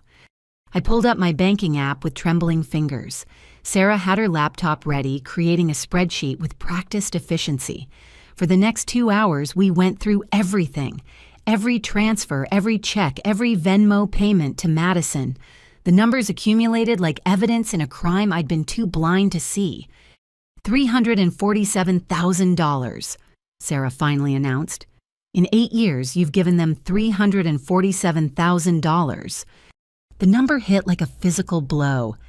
That's a house. That's my house. That's your life, June. The trips you didn't take, the opportunities you passed up, the security you sacrificed. For what? For family." The words tasted bitter now. "That's not family, that's exploitation." My phone rang. Mom again. This time I answered, putting it on speaker so Sarah could hear. "Finally, June. What is this nonsense? You can't just storm out and ignore us." "I didn't storm out. I left after the meeting ended." "Without saying goodbye, without discussing the mortgage payment, it's due in 3 days. Then Madison should pay it. After all, it's her house." Silence. Then, "You know your sister doesn't have that kind of money." "Neither do I." "Don't be ridiculous. You just got promoted. You're a head nurse now." "Which means I make enough to support myself, not an entire family that's written me out of their will." June Elizabeth Matthews. Dad's voice boomed in the background. "You get over here right now. We need to discuss this like adults." "No." The word hung there simple and final. I'd never said it so baldly before. "No." Mom's voice climbed octaves. "What do you mean, no?" "I mean no. I'm not coming over. I'm not discussing anything. And I'm not paying your mortgage." "Then we'll lose the house." "You'll lose Madison's house. Take it up with her." I hung up before they could respond. Sarah squeezed my hand, her expression mixing pride and concern. "That was brave," she said. "That was terrifying."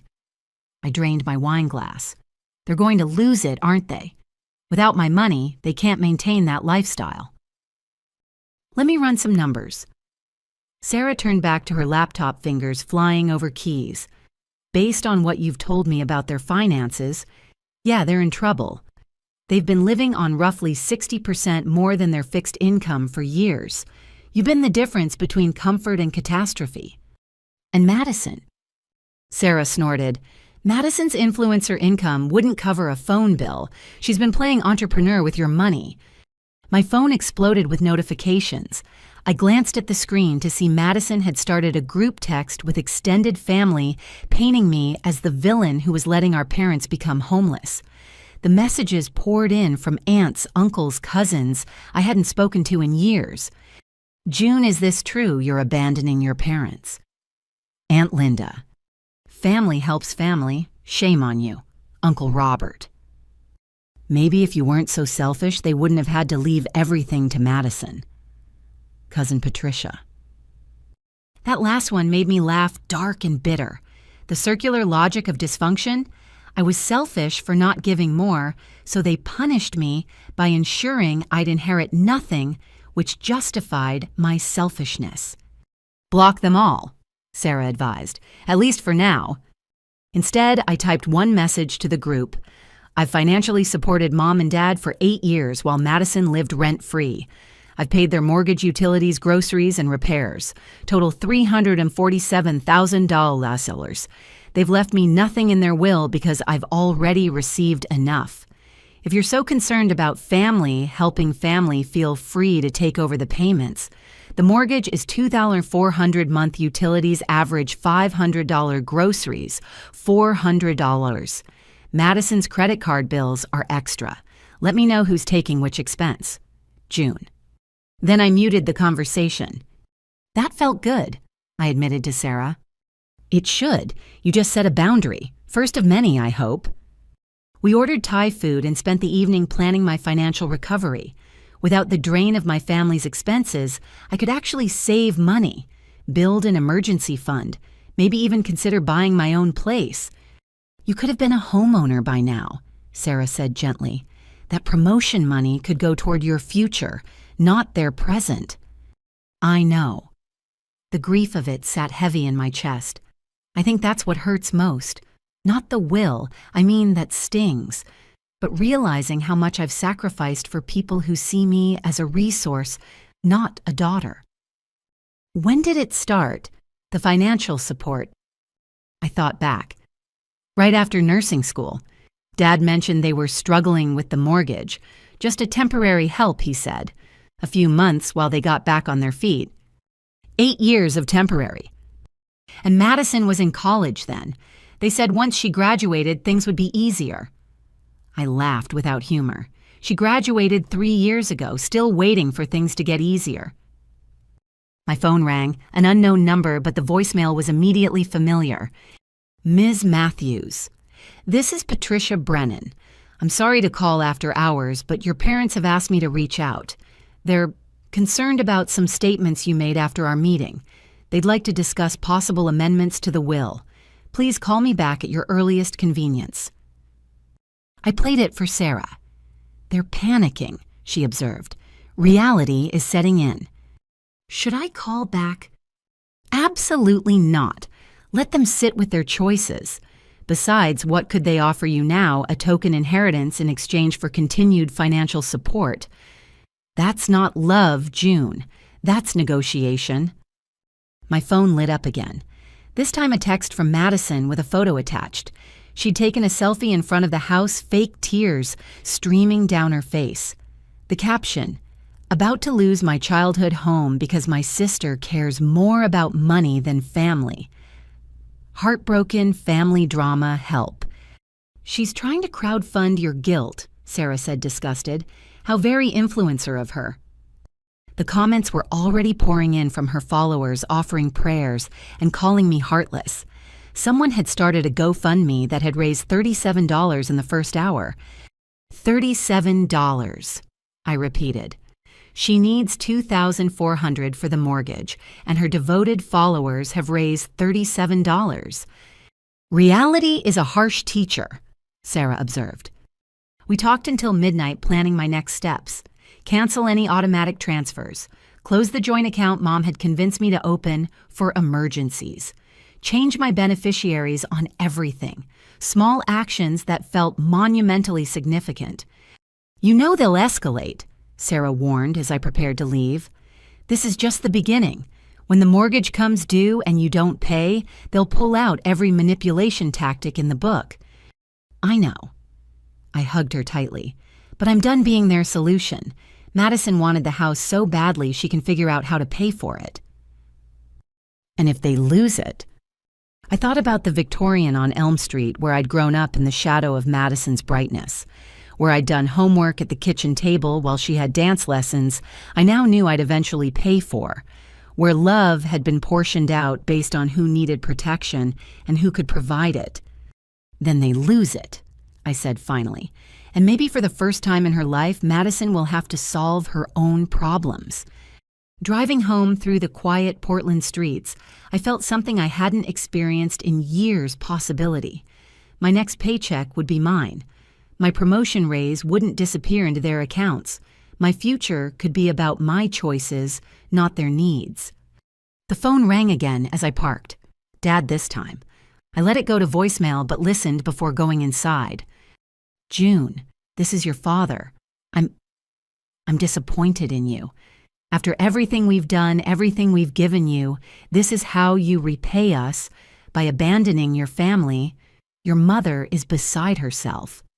Madison's talking about having to get a real job. Is that what you want, your sister working some minimum wage position because you're too selfish to help call me back?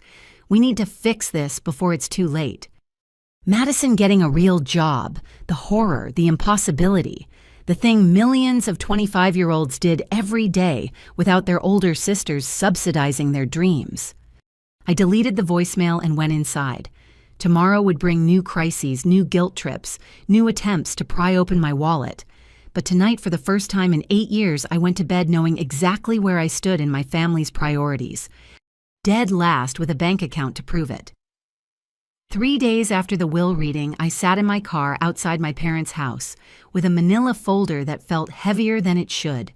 Inside were 8 years of bank statements, canceled checks, and Venmo receipts. $347,000 worth of evidence that June has already received enough was the cruelest fiction my parents had ever crafted. The morning was crisp for early June, the kind of perfect Portland weather that usually lifted my spirits. Today it felt like the universe mocking my situation. Madison's BMW, the one she'd leased with money that mysteriously appeared in her account each month, sat in the driveway next to Dad's truck and Mom's sedan, a full family assembly. They didn't know I was coming. The past 3 days had been a symphony of increasingly frantic messages I hadn't answered. Mom's texts had evolved from demanding to pleading to vaguely threatening. Dad left voicemails that alternated between disappointment and rage. Madison had started a TikTok series called When Family Betrays You that had gained her 50 new followers and $0 toward the mortgage that was now past due. I knocked on the door I'd once entered freely, the sound echoing like a judge's gavel. Mom answered, her face cycling through surprise, relief, and calculation in the span of seconds. June. Oh, thank God, we've been so worried. She reached to embrace me, but I stepped back, keeping the folder between us like a shield. I'm not here for a reunion. I'm here to talk about money. Her face hardened. That's all you care about now, money. Funny how it only became crass when I stopped providing it. I pushed past her into the house that smelled like coffee and the lavender potpourri she'd used since I was 12. Everything looked the same. The family photos lining the hallway Madison featured prominently, me relegated to the edges. The furniture I'd helped pay to reupholster the new smart TV Madison had convinced them she needed for content creation. They were assembled in the living room like they'd been waiting. Dad in his recliner trying to project patriarchal authority. Madison curled on the couch with her phone outfit camera ready in case this became content. And in the corner, a man I didn't recognize. Tall, athletic, wearing designer clothes that screamed new money. Who's this? I asked. This is Trevor, Madison said, not looking up from her screen. My boyfriend. He's a financial investigator and he says what you're doing might be illegal. Elder abuse or something. Trevor had the grace to look uncomfortable. I didn't exactly say, financial investigator, I interrupted. Perfect. Then you'll appreciate these. I opened my folder, spreading 8 years of financial records across the coffee table with the precision of a blackjack dealer. Check copies, bank statements, online transfers, everything highlighted and annotated in my neat handwriting. January 2016. I began my voice clinical. First mortgage payment, $2,400. February 2016, mortgage plus utilities, $2,900. March 2016. We get it, Dad growled. You've helped with some bills. Some bills. I laughed, the sound sharp in the quiet room. $347,000 over 8 years. That's not help, Dad. That's a salary. That's my entire 20s dissolved into your bank account. Nobody asked you to, Madison started. February 2018. I continued pulling out a specific statement. $3,000 for Madison's spring break trip to Cabo. March 2018, $1,500 for her photography equipment. April 2018, $800 for her yoga teacher training that she attended exactly twice. Madison's face flushed. That was for my career. Your career that's earned how much exactly? Influence isn't always about money. No, it's about my money. Which is why you're here with your financial investigator boyfriend instead of paying the mortgage on the house you're inheriting. Trevor shifted uncomfortably. Actually, I should probably stay, I said firmly. Since you're investigating financial abuse, you should see this. I pulled out the most damning evidence, Mom's credit card statements showing Madison's shopping sprees, the ones they'd hidden, while crying poverty to me. Trevor leaned forward, his expression shifting from skepticism to interest. These charges, he said slowly, they're all luxury items, while simultaneously requesting support for necessities. Bingo, I said. Madison got a new MacBook Pro while I was told Dad might lose his medications without my help. That's different, Mom protested. Madison needed that computer for her work. Her work that generates no income but somehow requires thousands in equipment, courses, retreats, and clothes. Fascinating business model. Trevor was now examining the papers with professional interest. This is extensive documentation. You've been tracking this for how long? I started keeping detailed records 2 years ago when I realized something was off. Before that, it's reconstructed from bank statements. Why does that matter? Madison snapped at her boyfriend. She gave the money willingly. It matters, Trevor said quietly, because this could be considered financial exploitation, taking advantage of someone's sense of duty while hiding assets and spending. He looked at me with something like respect. You could have a legal case here. The room went silent except for the grandfather clock ticking in the corner, another item I'd helped save from repossession. Legal case. Mom's voice cracked. June, you wouldn't. We're family. Family, I repeated. Let's talk about family. Family is supposed to be reciprocal, mutual support, not one person bleeding out while others count the drops. We gave you life, Dad roared, finally finding his voice. We raised you, educated you. I paid for my own education with loans I'm still paying off. Loans I could have cleared by now if I hadn't been funding your lifestyle. Our lifestyle. We live modestly. I gestured around the room. $600,000 house, 2 car payments, country club membership, Madison's entire existence. That's not modest, Dad. That's comfortable. And it's been subsidized by your daughter who lives in a 1-bedroom apartment and drives a car with 200,000 miles on it. You chose to help, Mom said weakly. We never forced you. No, you just made me responsible for your well-being from the moment I got my first paycheck. Do you remember what you said, just a few months while we get back on our feet? That was 8 years ago. Madison finally put down her phone. Okay, so you helped out, so what? That doesn't mean you get to destroy our lives now?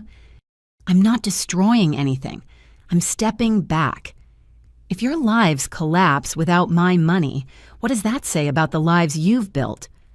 It says you're selfish, she spat. It says you care more about numbers on paper than your own family. These numbers on paper represent my labor, my exhaustion, my sacrifice. Every dollar here is an hour I worked a shift.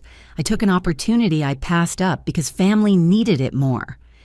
Trevor cleared his throat. Can I ask a question? What was the plan here, long term?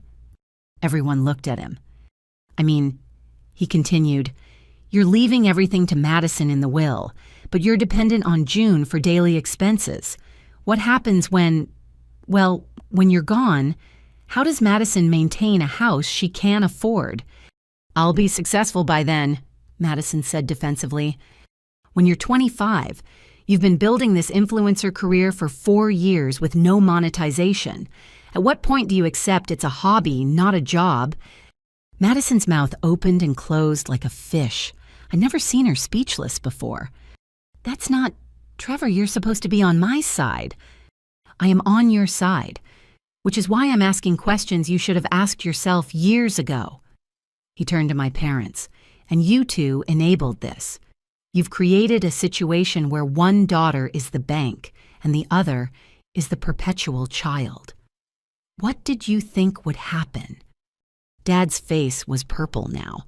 What happens is June does her duty to this family. My duty. I stood gathering my papers. My duty was to launch my own life, to build my career, save for my future, maybe have relationships that weren't squeezed into the margins of your needs. Instead, I've been an ATM with a pulse, and you had the audacity to write in your will that I've already received enough.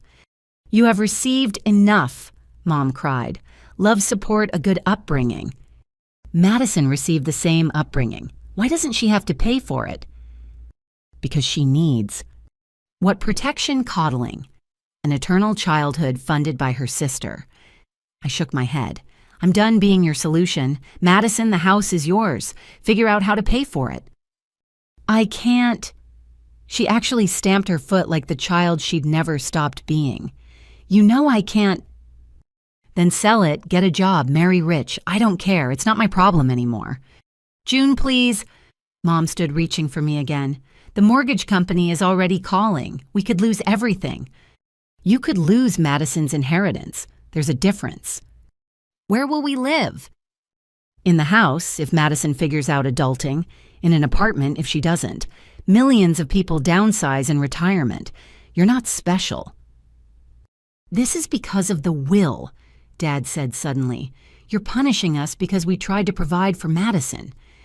No, Dad. This is because I finally understand my place in this family. I'm not a daughter. I'm a resource. And resources can be depleted. I headed for the door, my folder of evidence tucked under my arm. Behind me, chaos erupted. Mom crying, Dad yelling, Madison shrieking about unfairness. But it was Trevor's voice that followed me. June, wait. I paused at the door. He jogged over, pulling out a business card. I'm actually a forensic accountant, he said quietly. I investigate financial crimes. What's happening here? It's not criminal, but it's not right either. If you need help protecting your assets going forward, call me.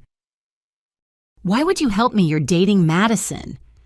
He glanced back at the living room where Madison was now performing hysteria for her phone camera. I've been dating her for 2 months. I thought she was an entrepreneur. Now I see she's... Well, I see what she is, and what you've been to this family. He paused. That spreadsheet you showed in my profession, we call that evidence of financial abuse, emotional manipulation for monetary gain. You could probably sue. I don't want to sue. I just want to be free. Then be free, but keep those records. And maybe, he hesitated, maybe think about talking to a therapist who specializes in financial trauma. This kind of long-term exploitation leaves marks. Financial trauma. I'd never considered that my exhaustion might have a clinical name. Thank you, I said, meaning it. And good luck with... I gestured toward the living room where Madison's voice had reached supersonic frequencies. Yeah, I think that's over. I don't date people who treat their siblings like ATMs. He smiled ruefully. Besides, apparently she's about to be homeless, not really the successful entrepreneur she portrayed. I left him standing in the doorway and drove away from my childhood home for what might be the last time. In my rearview mirror, I could see Mom on the porch, still crying. Part of me wanted to turn around to apologize, to write just one more check. But Sarah was right. Resources could be depleted, and I'd finally hit empty. My phone started ringing before I reached the end of the street. I let it ring, focusing on the road ahead and the future that suddenly seemed possible now that I wasn't financing everyone else's present. $347,000. That's what love had cost me in this family, but freedom. Freedom was priceless. The 1st of July arrived with a heat wave that turned Portland into an oven. I'd maintained radio silence for a month, changing my phone number and blocking email addresses, with the methodical precision I usually reserved for medication schedules. The freedom felt strange, like wearing new shoes that hadn't yet molded to my feet. For the first time in 8 years, my entire paycheck deposited into my account and stayed there. I'd use the windfall to pay off my car, build an emergency fund, and even splurge on a new work wardrobe that didn't look like I'd shopped exclusively at discount stores. My colleagues noticed the change, commenting on how relaxed I seemed. If only they knew the price of that relaxation-complete estrangement from the family that had bled me dry. The text that broke through my defenses came from an unknown number on a Tuesday afternoon. I almost deleted it unread, but the preview caught my eye. Mom wanted me to tell you the house is in foreclosure. Aunt Linda, Mom's sister who'd stood by while I funded everyone's lives, now suddenly concerned enough to track down my new number. I didn't respond, but the seed was planted. Foreclosure. They'd actually failed to pay the mortgage on the house I'd sustained for years. Part of me felt vindicated. Another part, the part trained from birth to be the responsible one, felt the familiar pull of guilt. That evening, curiosity got the better of me. I created a fake social media account and looked up Madison's profiles. What I found was a masterclass in delusion. Her Instagram featured a series of increasingly frantic posts. The carefully curated influencer aesthetic had devolved into chaos, blurry selfies with tear-smudged makeup, rants about family betrayal and surviving narcissistic abuse. The comments section was a battlefield between her few remaining supporters and people who'd apparently been following the drama since the beginning. Maybe get a job instead of begging, one commenter suggested. Madison's response: "You don't understand the trauma of having your support system ripped away. I'm literally homeless. Literally homeless while living in a $600,000 house. The math of melodrama." But it was her latest video that truly stunned me. She'd set up her ring light in what looked like the kitchen, her face puffy from crying, and launched into a 20-minute monologue about her situation. "So like the bank is literally taking our house." She began voice wavering between genuine distress and performance. "My parents are too old to work, and my sister, who makes like so much money as a nurse, just abandoned us. Like who does that? Who lets their family become homeless?" She went on to detail their financial situation with stunning shamelessness. The mortgage payment that I'd covered for years, the utilities also me, the insurance me again. But in her telling, these were simply bills that existed, not obligations I'd shouldered while she played at being an entrepreneur. "I've tried everything," she continued. "I even started a GoFundMe, but people are so mean. They keep asking why I don't have a job. Hello, I'm an influencer. That is my job." The GoFundMe had raised $212. I did the math. At that rate, she'd need approximately 11 months to raise one mortgage payment. The house would be sold at auction long before her followers ponied up any real money. I closed the app, but the image of Madison's tear-stained face lingered. Was I being cruel? Was this the line between boundary setting and revenge?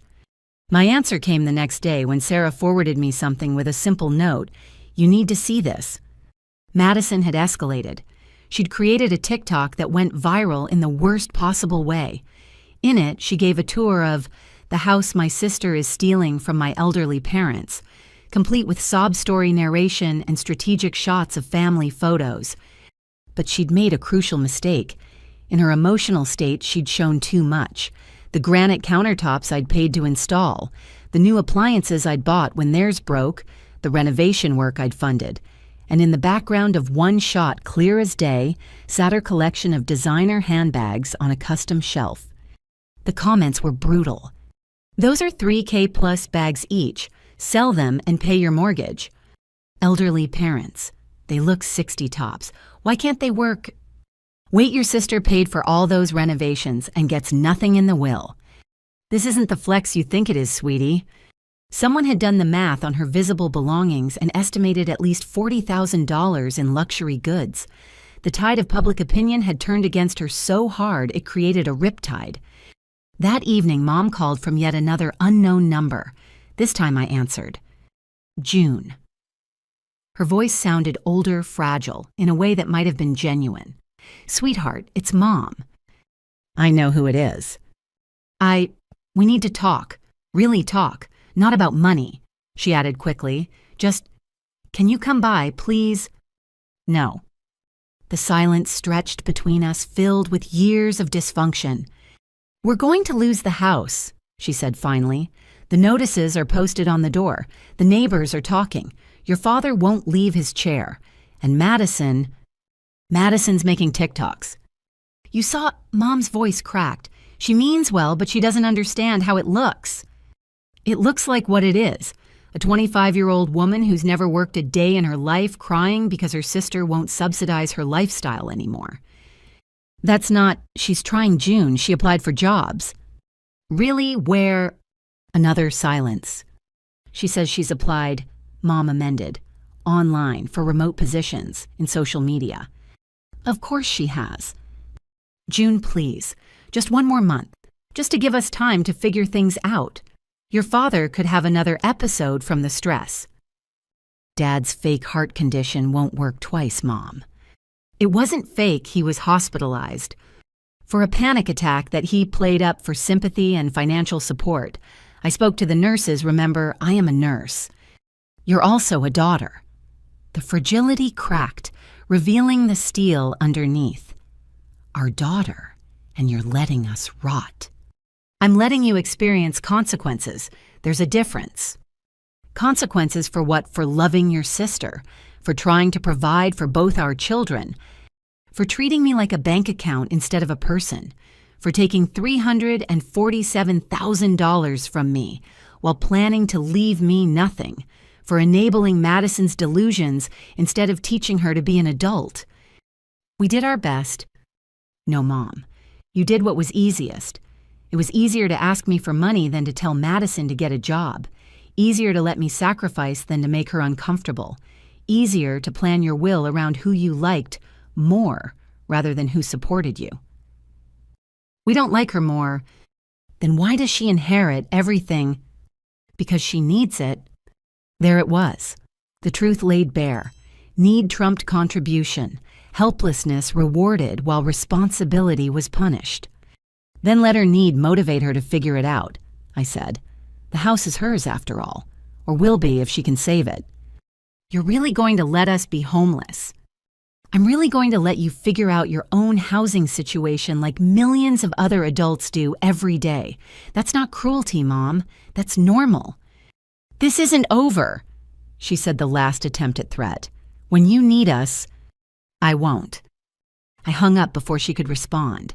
The certainty in my voice surprised even me, but it was true. I'd learned to need them the way a swimmer learns to need an anchor, only when you want to drown. My phone immediately lit up with texts from Madison. I'd forgotten she probably had my new number, too. The messages came in rapid fire. How dare you hang up on Mom? She's crying because of you. I hope you're happy in your fancy apartment while we're homeless. You'll regret this when they're gone. I'm documenting everything for my followers. They'll see what kind of person you really are. BTW Trevor dumped me because of you. He said our family is toxic. I hope you're happy. That last one almost made me smile. Trevor, the unexpected voice of reason in the chaos. I wondered if he'd seen the viral TikTok and recognized the designer bags he'd probably helped pay for. Over the next week, the situation escalated exactly as predicted. Madison's social media became a slow-motion disaster, each post more desperate than the last. She tried selling her designer goods but balked at the offered prices, insisting they were worth more. She started a Patreon that gained 3 subscribers. She even attempted a car wash fundraiser that raised $43 and ended with her crying on Instagram Live about the indignity of manual labor. The foreclosure notices progressed from warnings to final notices. Dad finally emerged from his chair long enough to call me at work, somehow getting through the hospital switchboard. You've made your point, he said without preamble. We get it. You're angry about the will. Fine, we'll change it. Equal distribution. Just help us save the house. I don't want your money, Dad. I never did. Then what do you want? The question hung there fundamental and years too late. I wanted to be seen as more than a resource. I wanted love that didn't come with a price tag. I wanted parents who valued what I contributed instead of just expecting more. We do value. No, you valued my utility. There's a difference. So that's it. 8 years of help and then nothing. 8 years of exploitation and then freedom. Perspective matters, Dad. He hung up on me the first time in my life he'd ever done so. It felt like a period at the end of a very long sentence. The final act came 2 weeks later. Sarah called me at work, her voice careful. "June, there's something online you should see before someone else tells you." Madison had gone nuclear. In a last-ditch effort to save the house, she'd started a documentary on YouTube called "When Family Abandons You, a Survival Story." The first episode was 45 minutes of carefully edited manipulation, painting me as a wealthy, heartless sister who'd abandoned her struggling family out of greed. But the internet, as always, had its own ideas. Within hours, someone had done a deep dive into our family's public records. They'd found the will filing the property values, Madison's spending habits, even some of my old social media posts from years ago mentioning working double shifts to help family. The truth laid out in devastating detail turned Madison's narrative on its head. The video's comment section became a massacre.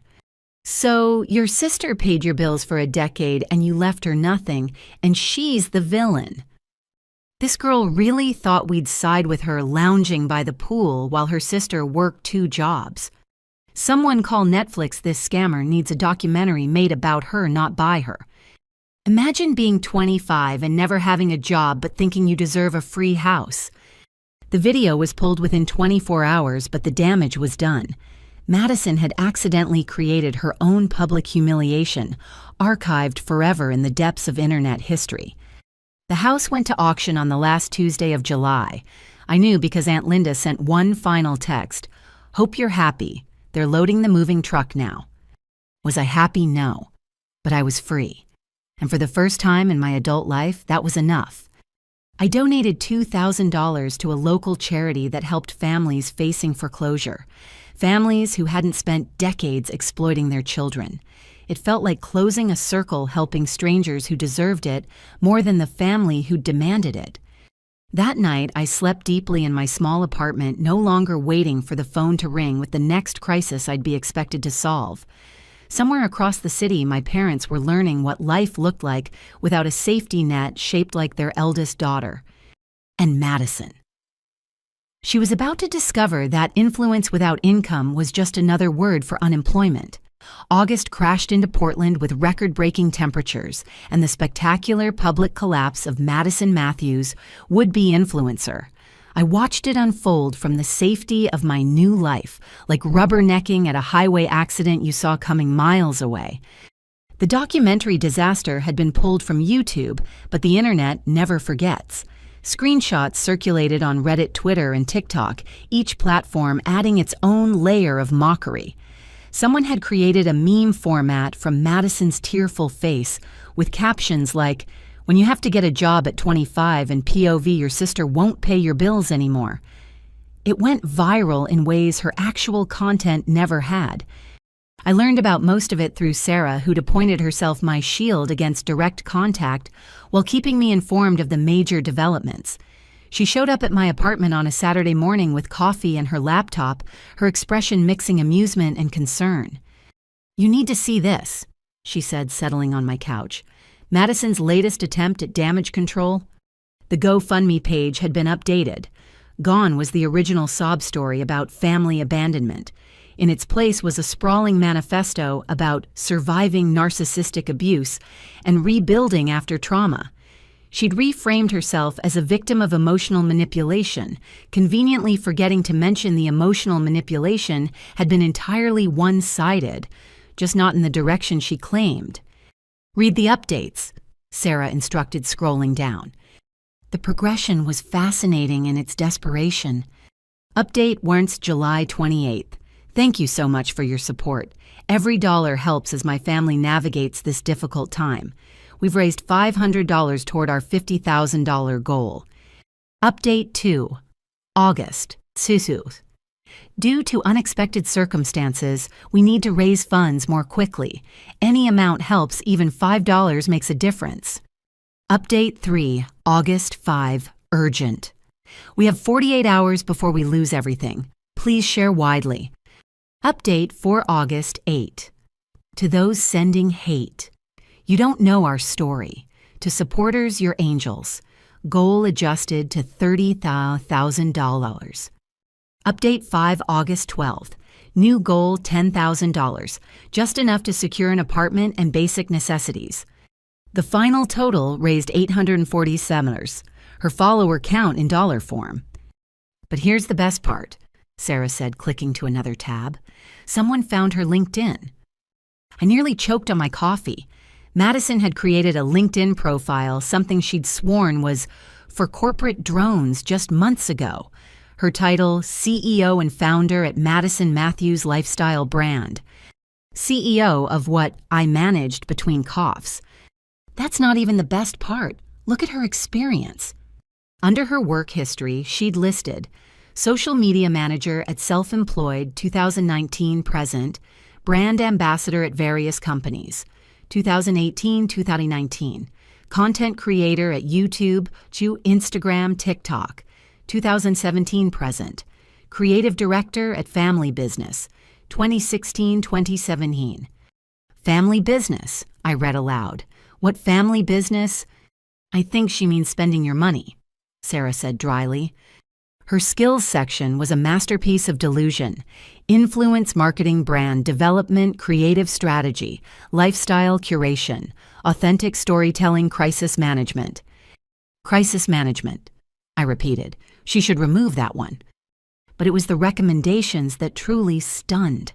3 people had actually vouched for her, all fellow influencers with equally phantom careers. Their endorsements read like satire. Madison brings unparalleled creativity to the digital space. Her eye for aesthetic is matched only by her business acumen. A visionary in the lifestyle sector. She actually got interviews, Sarah revealed, clicking to her email screenshots that someone had leaked. 3 companies called her in based on that fiction. The screenshots showed Madison's post-interview meltdowns.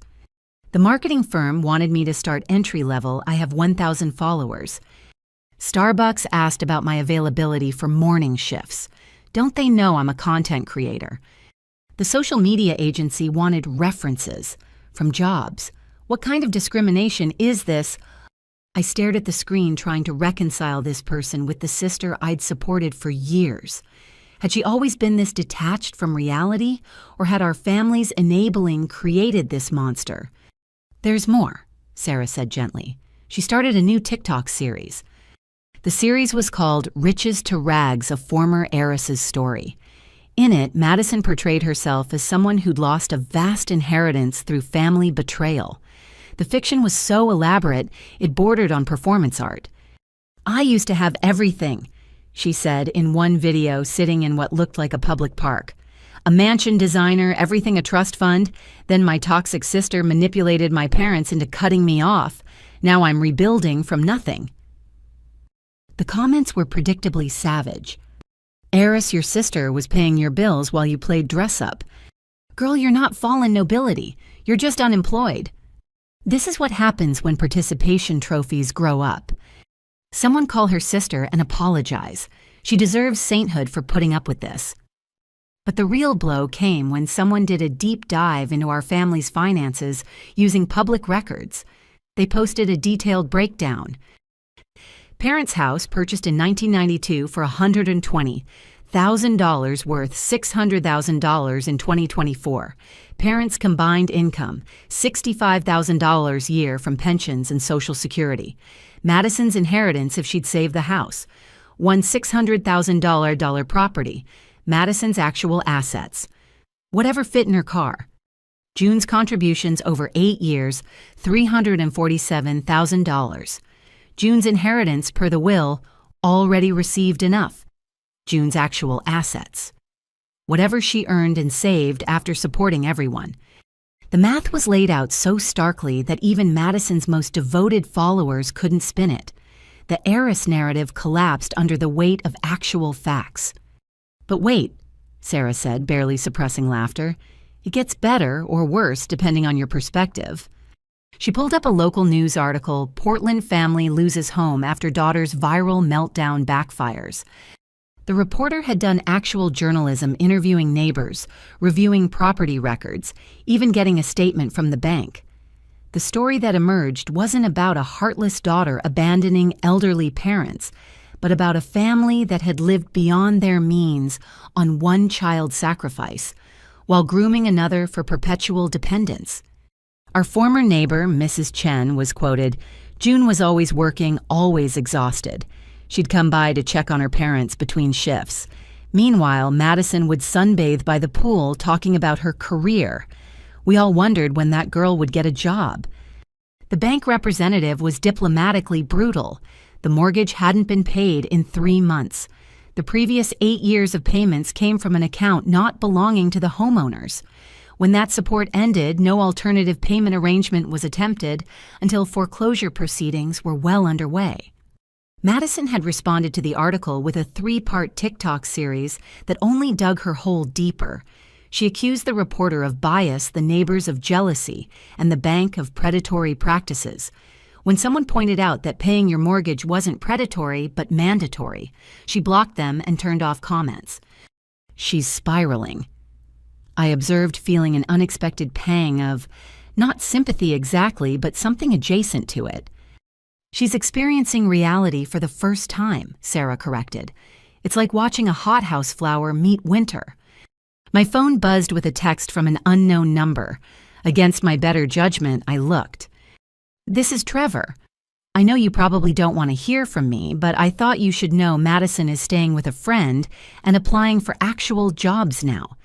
The internet humiliation might have done what your family never could, forced her to grow up. Take care." I didn't respond, but I saved the number. Trevor, the unexpected ally in the chaos, letting me know the storm was passing. Later that evening, alone in my apartment that felt more like home every day, I allowed myself to check Madison's Instagram one last time. Her follower count had exploded to over 50,000. But they weren't fans. They were spectators at a circus waiting for the next act in her public breakdown. Her latest post was different. Gone were the ring lights and filters. She sat in someone else's kitchen, no makeup, looking exhausted. The caption was shorter than her usual novels. "Starting over, applied to 10 jobs today. Wish me luck." The comments were kinder than usual. "Growth looks good on you. Everyone starts somewhere. You got this. Maybe your sister did you a favor after all." That last comment had hundreds of likes. I closed the app and deleted it from my phone. Whatever Madison's journey looked like from here, I didn't need to watch it unfold. I'd played my part. First as enabler, then as enforcer of consequences. Now it was time to be nothing at all to them. Sarah texted later, "How are you feeling about all this?" I thought about it sitting in my small apartment that I paid for with money I earned wearing clothes I bought without guilt, planning a future that didn't include anyone else's crisis. "Free," I texted back. "I feel free." And for the first time since Madison's implosion began, I didn't immediately check to see if she'd posted anything new. Progress came in small steps, and that felt like a big one. The influencer dream was dead. But maybe Madison Matthews would be born from its ashes. Either way, it was no longer my responsibility to watch. My bank account was my own. My time was my own. My life was my own. And Madison, she was about to discover what everyone else already knew. That influence without substance was just noise, and the internet had already moved on to the next main character. Her 15 minutes were up. My life was just beginning. September arrived with an unexpected chill and a certified letter that would change everything. I'd just finished a particularly rewarding shift. We'd successfully treated a premature twin who'd been fighting respiratory issues.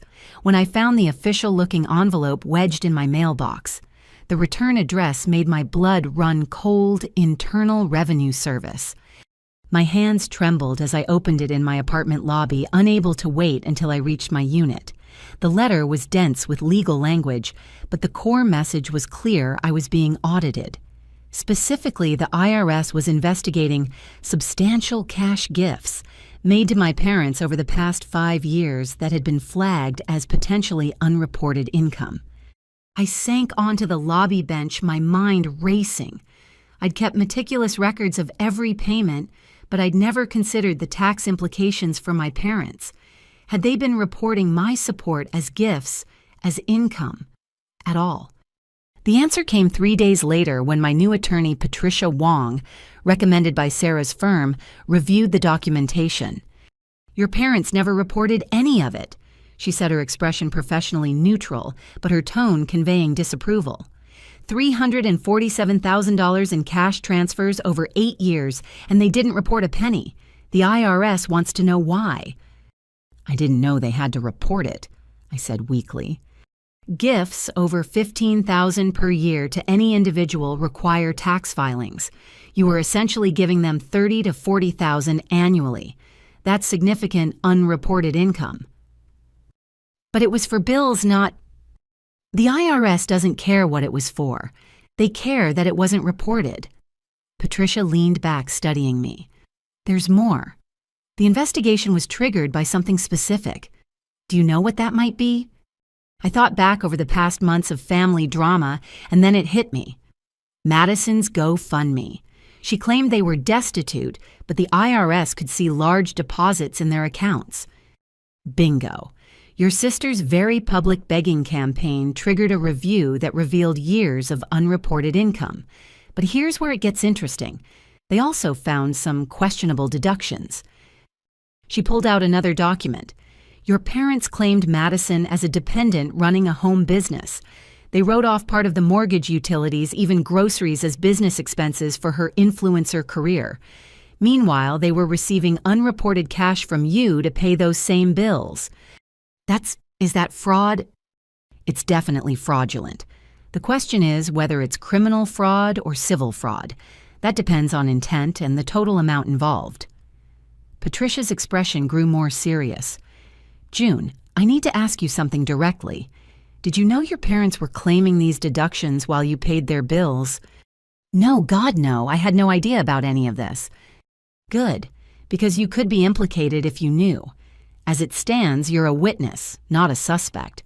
But your parents and Madison are in serious trouble. The next few weeks unfolded like a legal thriller I never wanted to star in. Patricia helped me organize every piece of documentation while the IRS investigation expanded. What started as an audit of my parents had spiraled into a full examination of Madison's business claims. Then came the knock on my door on a Thursday evening. I opened it to find Trevor standing in my hallway looking haggard. "We need to talk," he said without preamble. "Madison's been arrested." I let him in, too stunned to object. He collapsed on my couch, running his hands through his hair. "It's bad, June. Really bad. The IRS investigation led to something else. Madison's been selling courses." Courses.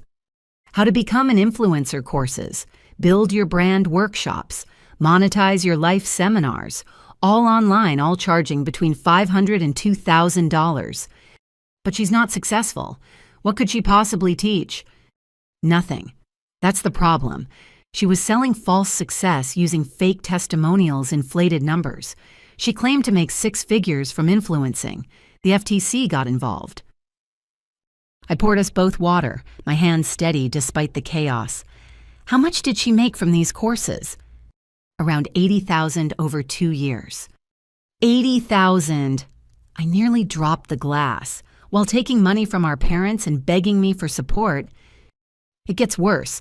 She never reported any of it as income, and some of the students are filing fraud charges because she used fabricated income screenshots and fake brand deals as proof of her success. Where was she hiding $80,000? Trevor laughed bitterly. Spending it as fast as it came in. Designer goods trips that BMW lease. She thought if she looked successful, she'd become successful. Instead, she just became a criminal. My phone rang, Patricia's name on the screen. "June, I just got word.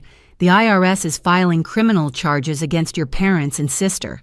Tax evasion fraud, false claims. They want you to testify." Testify against my family. As a witness to the financial structure, your records are evidence. You can refuse, but they'll subpoena me anyway. Exactly. I hung up and looked at Trevor, who'd clearly heard enough to understand. "I'm testifying too," he said quietly. "I found a lot of this during our relationship. I tried to warn her, but she said I didn't understand how influencer culture worked. Did you report her? No, but when the IRS came knocking, I couldn't lie. My reputation, my career. I had to tell the truth. The truth. Such a simple concept that my family had twisted into origami shapes of deception.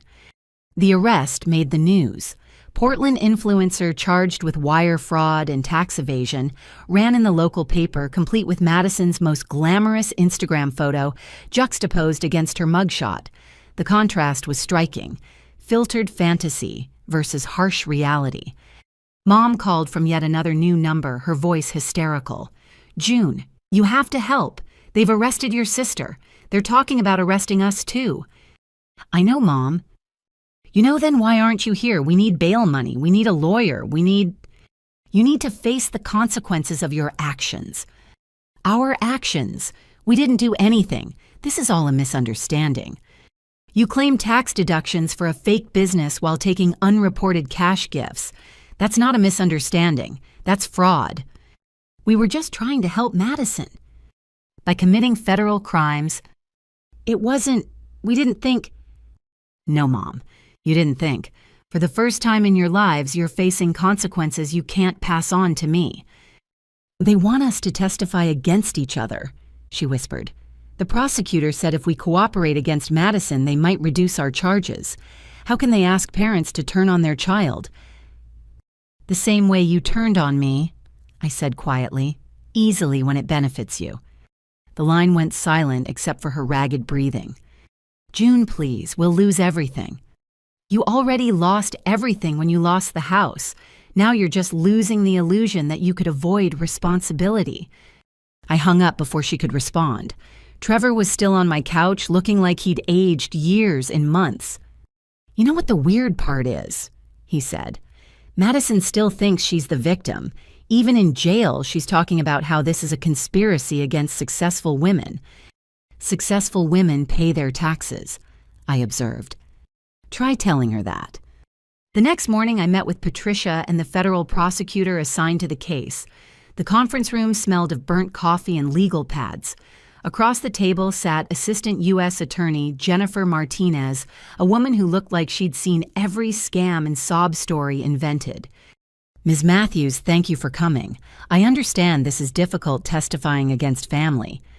"I'm testifying to facts, not against anyone," I clarified. She smiled slightly. "I appreciate that distinction.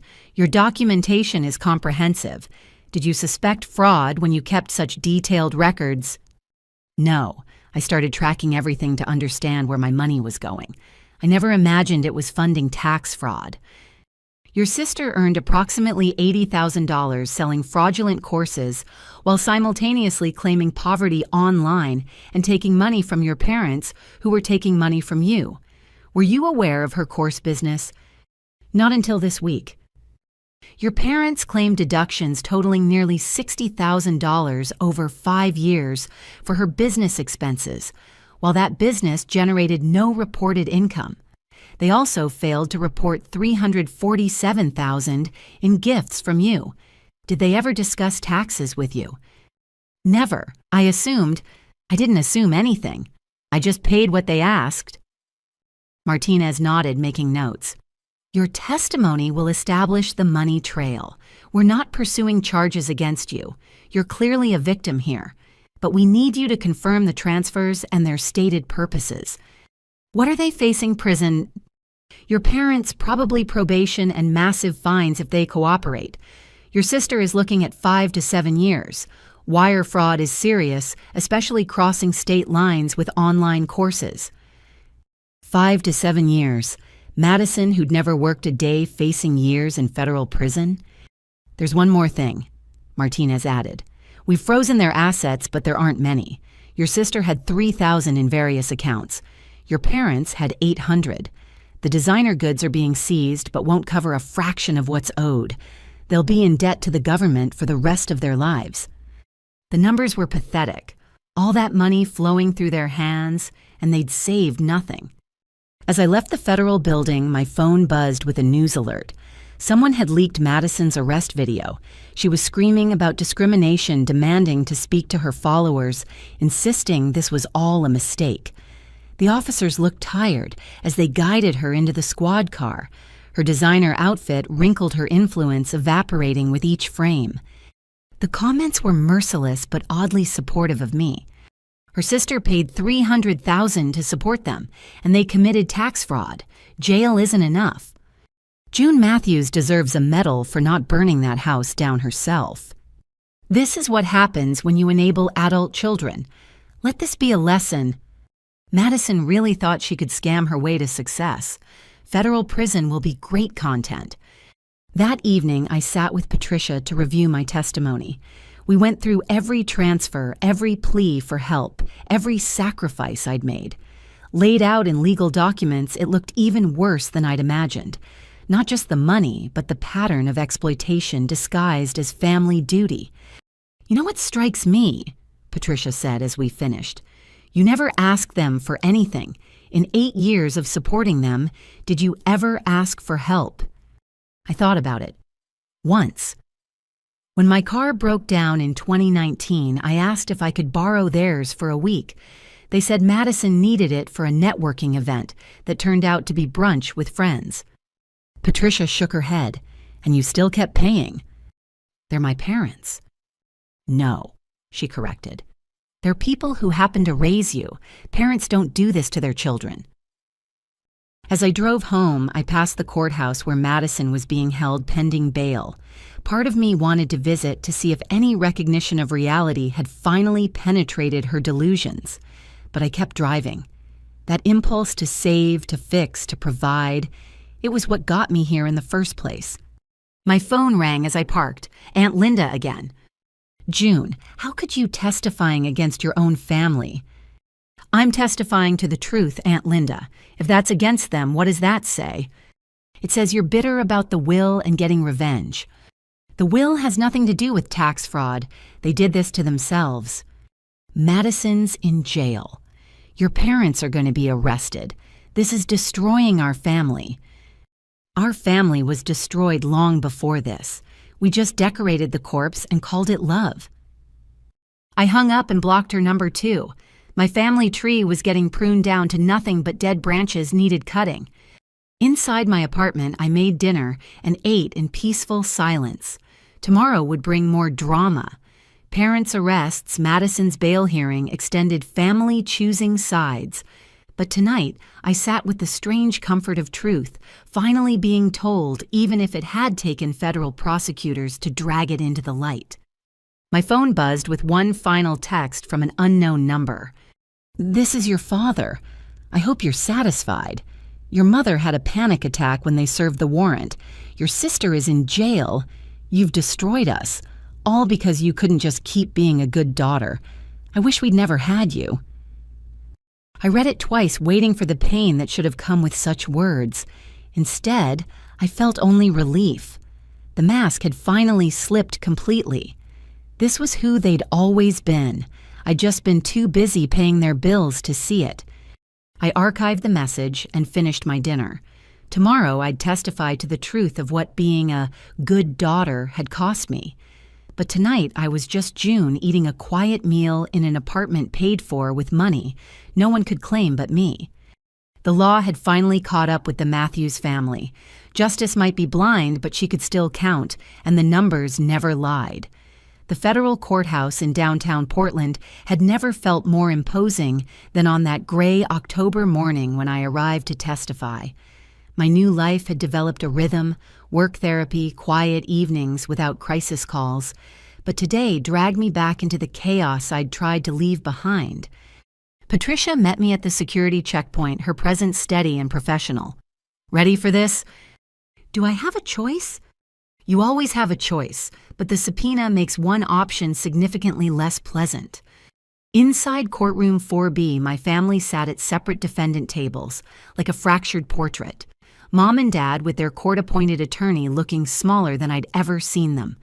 Madison at her own table with a lawyer who'd probably been paid with the last of her hidden course money, her influencer glow replaced by federal defendant pallor.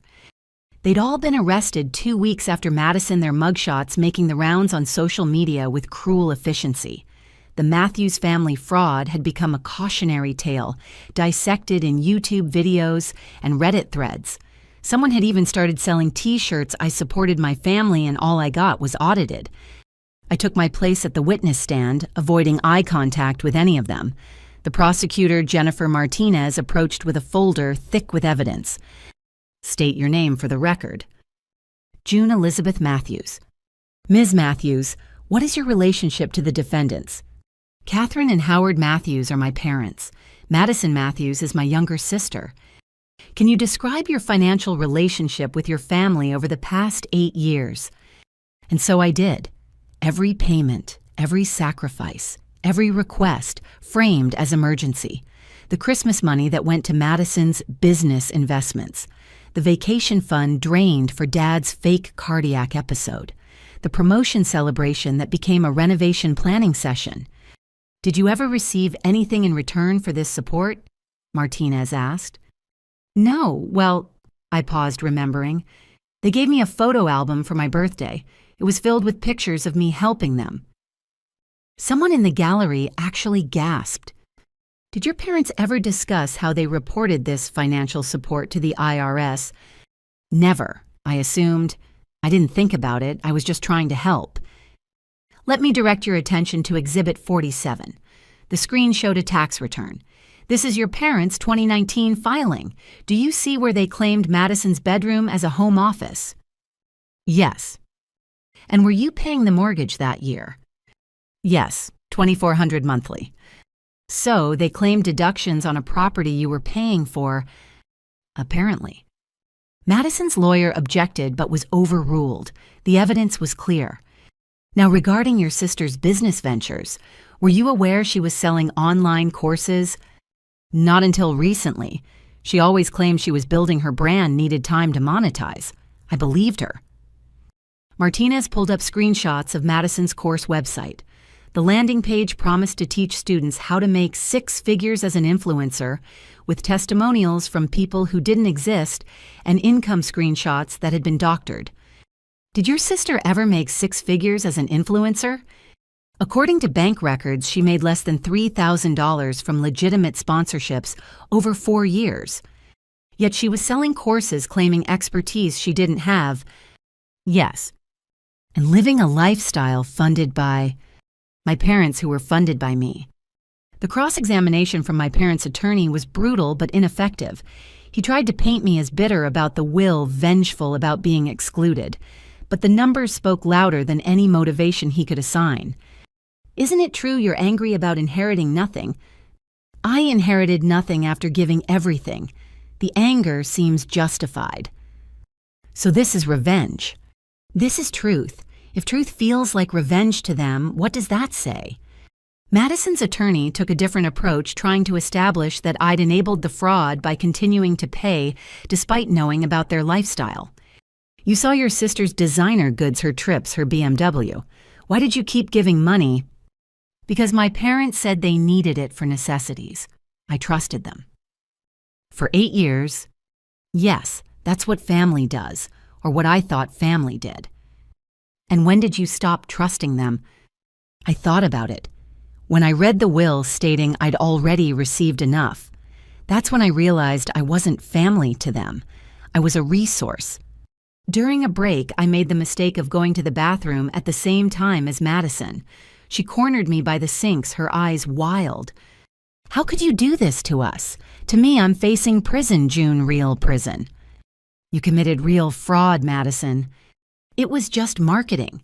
Everyone exaggerates online. Exaggeration isn't using Photoshop to fake income. It isn't selling courses based on success you never achieved. That's fraud. I was building something. You never understood my vision. Your vision required my money in federal crimes. Maybe the problem isn't my understanding." She grabbed my arm as I tried to leave. "They're saying 5 years minimum, 5 years. Do you know what that'll do to my follower count?" I stared at her, genuinely amazed. "You're facing federal prison and you're worried about followers." "It's my career." "Your career is why you're here." The bathroom door opened and a marshal looked in. "Everything okay here?" "Fine," I said, pulling free, just explaining reality to someone who's never met it. The afternoon brought more evidence. Spreadsheets showing the money flow, Madison's course materials which were largely plagiarized from actual successful influencers, parents' tax returns claiming business losses for a business that existed only in Madison's imagination. But the most damaging testimony came from someone unexpected, Trevor. He took the stand in an impeccable suit, every inch the forensic accountant. His testimony was clinical devastating. He documented everything during their relationship, initially thinking he was helping her legitimize her business. "I discovered she was selling courses while receiving family support and government benefits she wasn't entitled to," he stated. "When I confronted her, she said everyone did it, that taxes were for people who couldn't game the system." "Did you report this?" "No, I ended the relationship and maintained documentation. When the IRS contacted me, I cooperated fully." "What did your analysis of the defendant's finances reveal?" Trevor pulled out his own folders. "A circular fraud scheme. June paid the parents funded Madison while claiming tax deductions for her fake business. Madison sold fraudulent courses and hid the income, then claimed poverty online to solicit more funds. It's textbook financial fraud with family dysfunction as the delivery system." His eyes met mine briefly. An apology, maybe, or just acknowledgement of the insanity we'd both witnessed. The prosecutor introduced one final piece of evidence, a recorded phone call between Madison and a student who'd bought her course. The student was demanding a refund, saying the strategies didn't work. Madison's recorded voice filled the courtroom. "Success isn't guaranteed. If you're not making money, you're not working hard enough. I can't help people who won't help themselves." The irony was so thick you could package it and sell it as a course. When testimony concluded, Judge Harrison looked tired.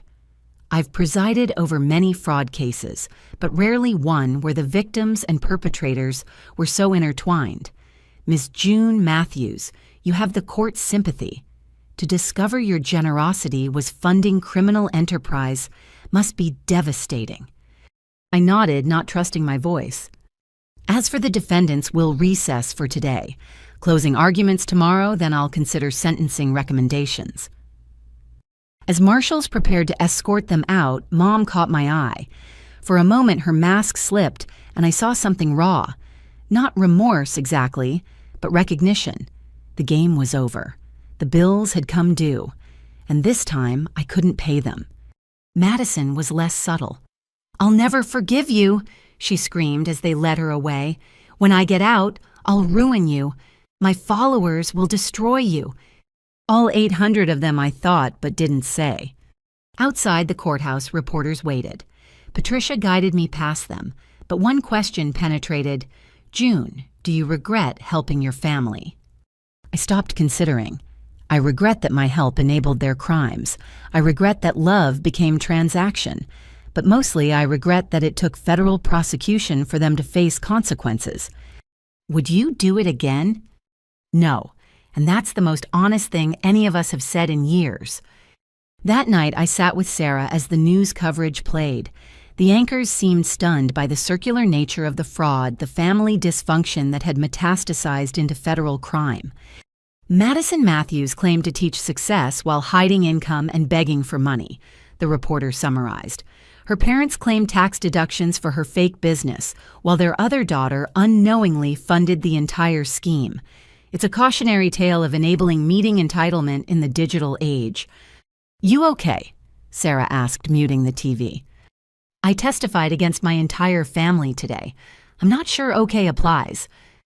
"You testified to the truth. They committed crimes against themselves." My phone buzzed.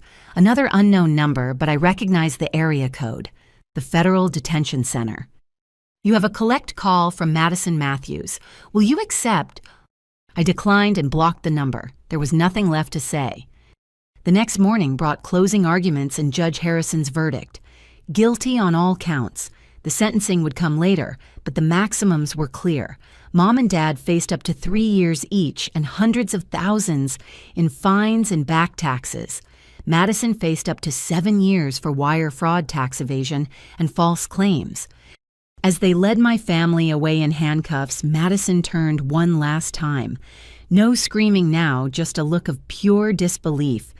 Even then, even convicted and facing prison, she couldn't understand how her influencer empire built on lies and my money had collapsed.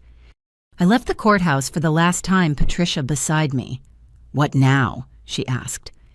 "Now I live my life, the one I should have been living all along." "Any regrets?"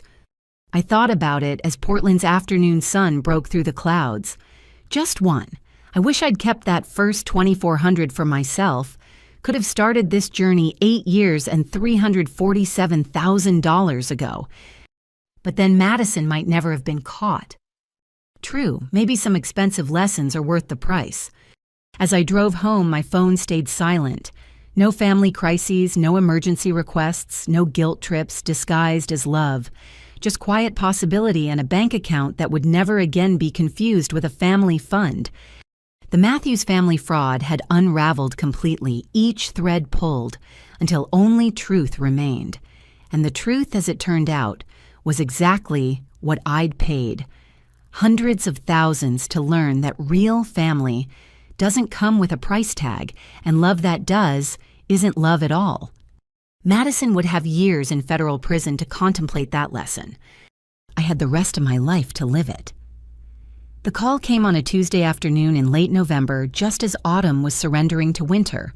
I'd been reviewing patient charts when my phone lit up with a number I didn't recognize but somehow felt I should.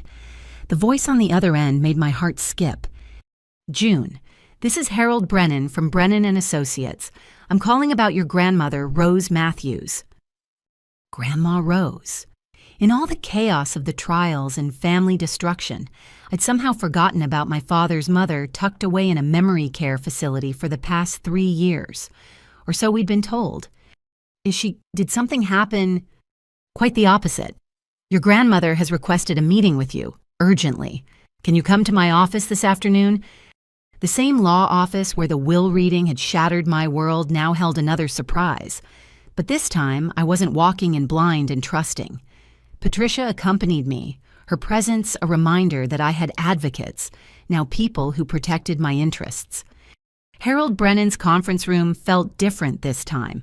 Sunlight streamed through windows I hadn't noticed before, and sitting at the table was someone I hadn't seen in 3 years, Grandma Rose, looking nothing like the dementia-addled woman my parents had described. "June."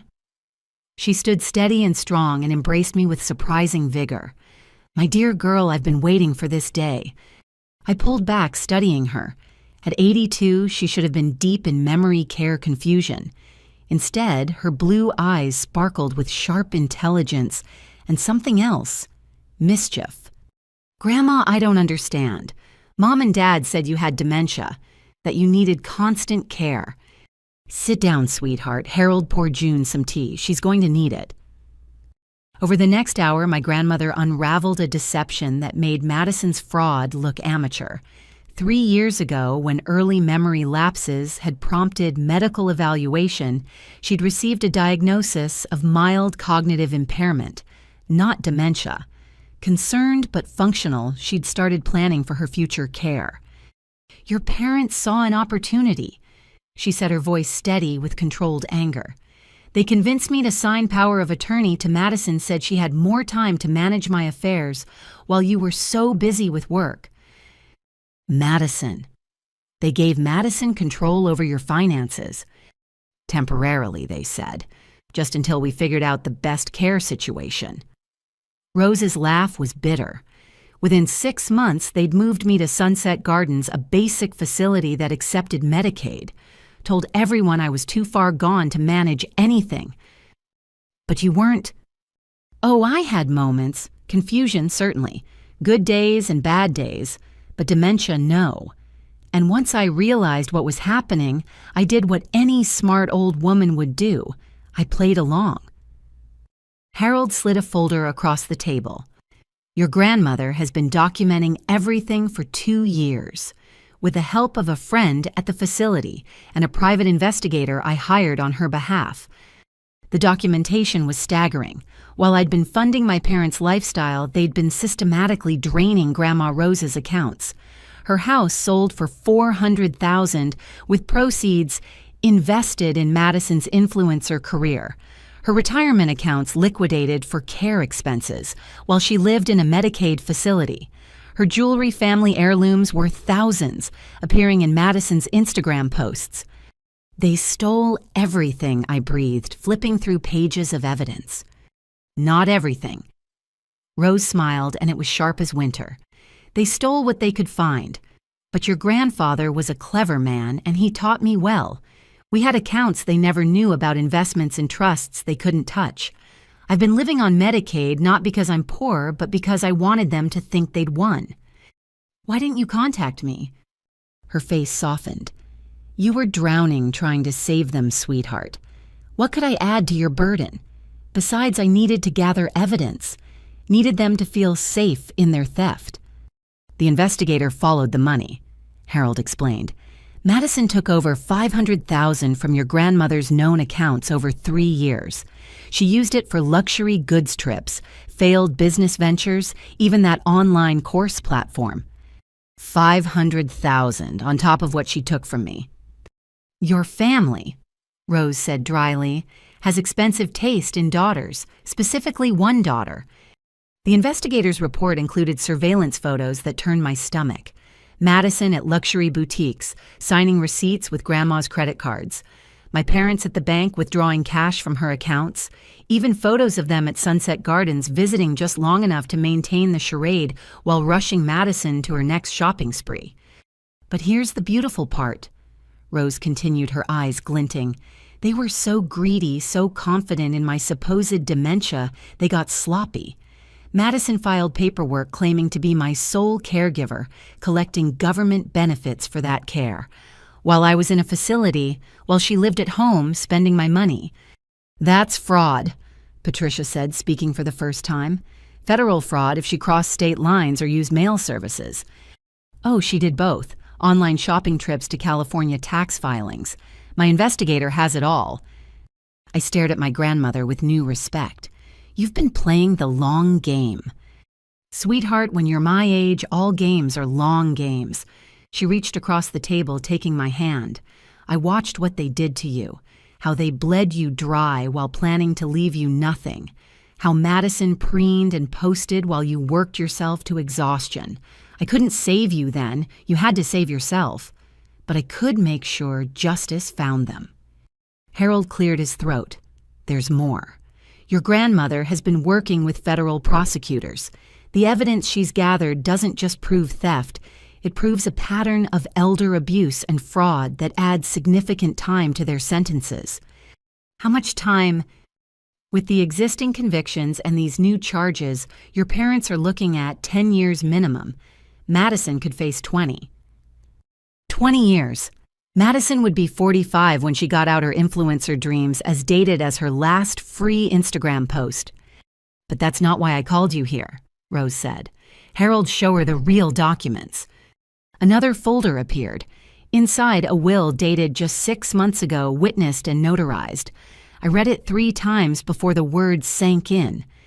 You're leaving everything to me. $2 million in assets they never found, plus whatever we recover from their theft. The house in Bend your grandfather loved. The investment accounts they couldn't touch. All yours. Grandma, I can't. You can, and you will. You're the only real family I have left. The only one who loved without a price tag. Her voice grew fierce. They stole from both of us, June. But we're not victims. We're survivors. And survivors get to write the ending. The next morning, federal marshals arrested my family again. The charges were a symphony of legal consequences: elder abuse, financial exploitation, mail fraud, wire fraud, false claims for caregiver benefits. The investigation I'd triggered had been a creek. Rose's evidence was a tsunami. This time, I didn't go to the courthouse. Instead, I helped my grandmother move from Sunset Gardens to a beautiful assisted living community where she could live with dignity and real care. As we packed her few belongings, they'd sold or stolen most of her possessions, she pulled out a small recorder. "Want to hear something interesting?" She pressed play. Madison's voice filled the room, recorded during a visit 2 years ago. "Just keep pretending Grandma. The more confused you act, the better. We need June to keep thinking you're gone so she doesn't get suspicious about the money. Once we sell your house, we can put you somewhere nicer. Promise." "You recorded them?" "Every visit. My friend at the facility helped. Sweet girl studying law at night school. I'm paying for her last year of tuition as a thank you." "How long have you been planning this?" Rose smiled, looking more like the grandmother who'd taught me to play chess than the fading woman my parents had described. "Since the day I realized your sister was measuring my house for her influencer studio while you were working a double shift to pay their mortgage. That's when I knew. One granddaughter inherited the family heart, and it wasn't the one they were protecting." The trials moved quickly this time. The evidence was too overwhelming, the patterns too clear. Madison's lawyer tried arguing diminished capacity due to her influencer delusions. But the jury wasn't sympathetic to someone who'd stolen from an elderly grandmother while posting about manifesting abundance. The sentencing made national news. "Influencer sentenced to 22 years for elder abuse and fraud" became the headline that ended Madison's online presence forever. My parents each got 12 years, their golden years, now iron-barred. But the real justice came in the victim impact statements. Rose, sharp as ever at 82, stood before the court in a St. John suit they'd never known she still owned. "My son and his wife convinced me I was losing my mind while they stole my life savings. My granddaughter Madison took my husband's legacy and turned it into designer handbags and failed business schemes. They left me in a Medicaid facility eating pureed food while they dined on my dime." She paused, looking directly at them. "But they made one mistake. They underestimated both June and me. They thought kindness was weakness, that love meant exploitation. Today they learn otherwise." Madison tried to respond, standing up despite her lawyer's attempts to stop her. "You're just bitter. When I'm out, I'll rebuild my followers." "Your followers," Rose interrupted calmly, "will be grandmothers themselves by then. Sit down, child. Your influence is over." That night, Rose and I had dinner at her new apartment. Real food, not the institutional meals she'd endured while playing her part. She decorated with photos salvaged from storage, including one of her and Grandpa on their wedding day. "He would have loved this," she said, raising a glass of wine. "Harold always said the best revenge was a life well lived. But he was wrong. The best revenge is justice served with a side of irony. They'll appeal. Let them. Every appeal means more legal fees. They can't pay more time added for wasting the court's time. I've got excellent lawyers now funded by their own theft returned to me." We talked until late, sharing stories of the years we'd lost to their deception. She told me about playing confused while documenting everything about the fury that kept her sharp when grief might have broken her. I told her about the birthday when they'd given me a scrapbook of my own servitude, about Trevor's unexpected alliance, about the freedom I'd found in saying no. "You know what the hardest part was?" Rose asked as I prepared to leave. "Watching them destroy you while I waited for enough evidence. Every time Howard called you for money, every time Madison posted another luxury haul, I wanted to scream the truth. But patience, June. Patience is how you catch predators." "Was it worth it 3 years in that place?" She smiled, the expression transforming her face. "Sweetheart, I spent 3 years in basic care to ensure they'd spend decades in federal prison. I'd say I got the better deal." As I drove home, my phone stayed silent except for a single text from Rose. "Family dinner, Sunday my treat. Actually, Madison's treat. I'm using her seized assets to pay." I laughed, really laughed for the first time in months. My grandmother, the chess master who'd played dead to capture the king. Or in this case, the would-be influencer queen and her enabling court. Checkmate.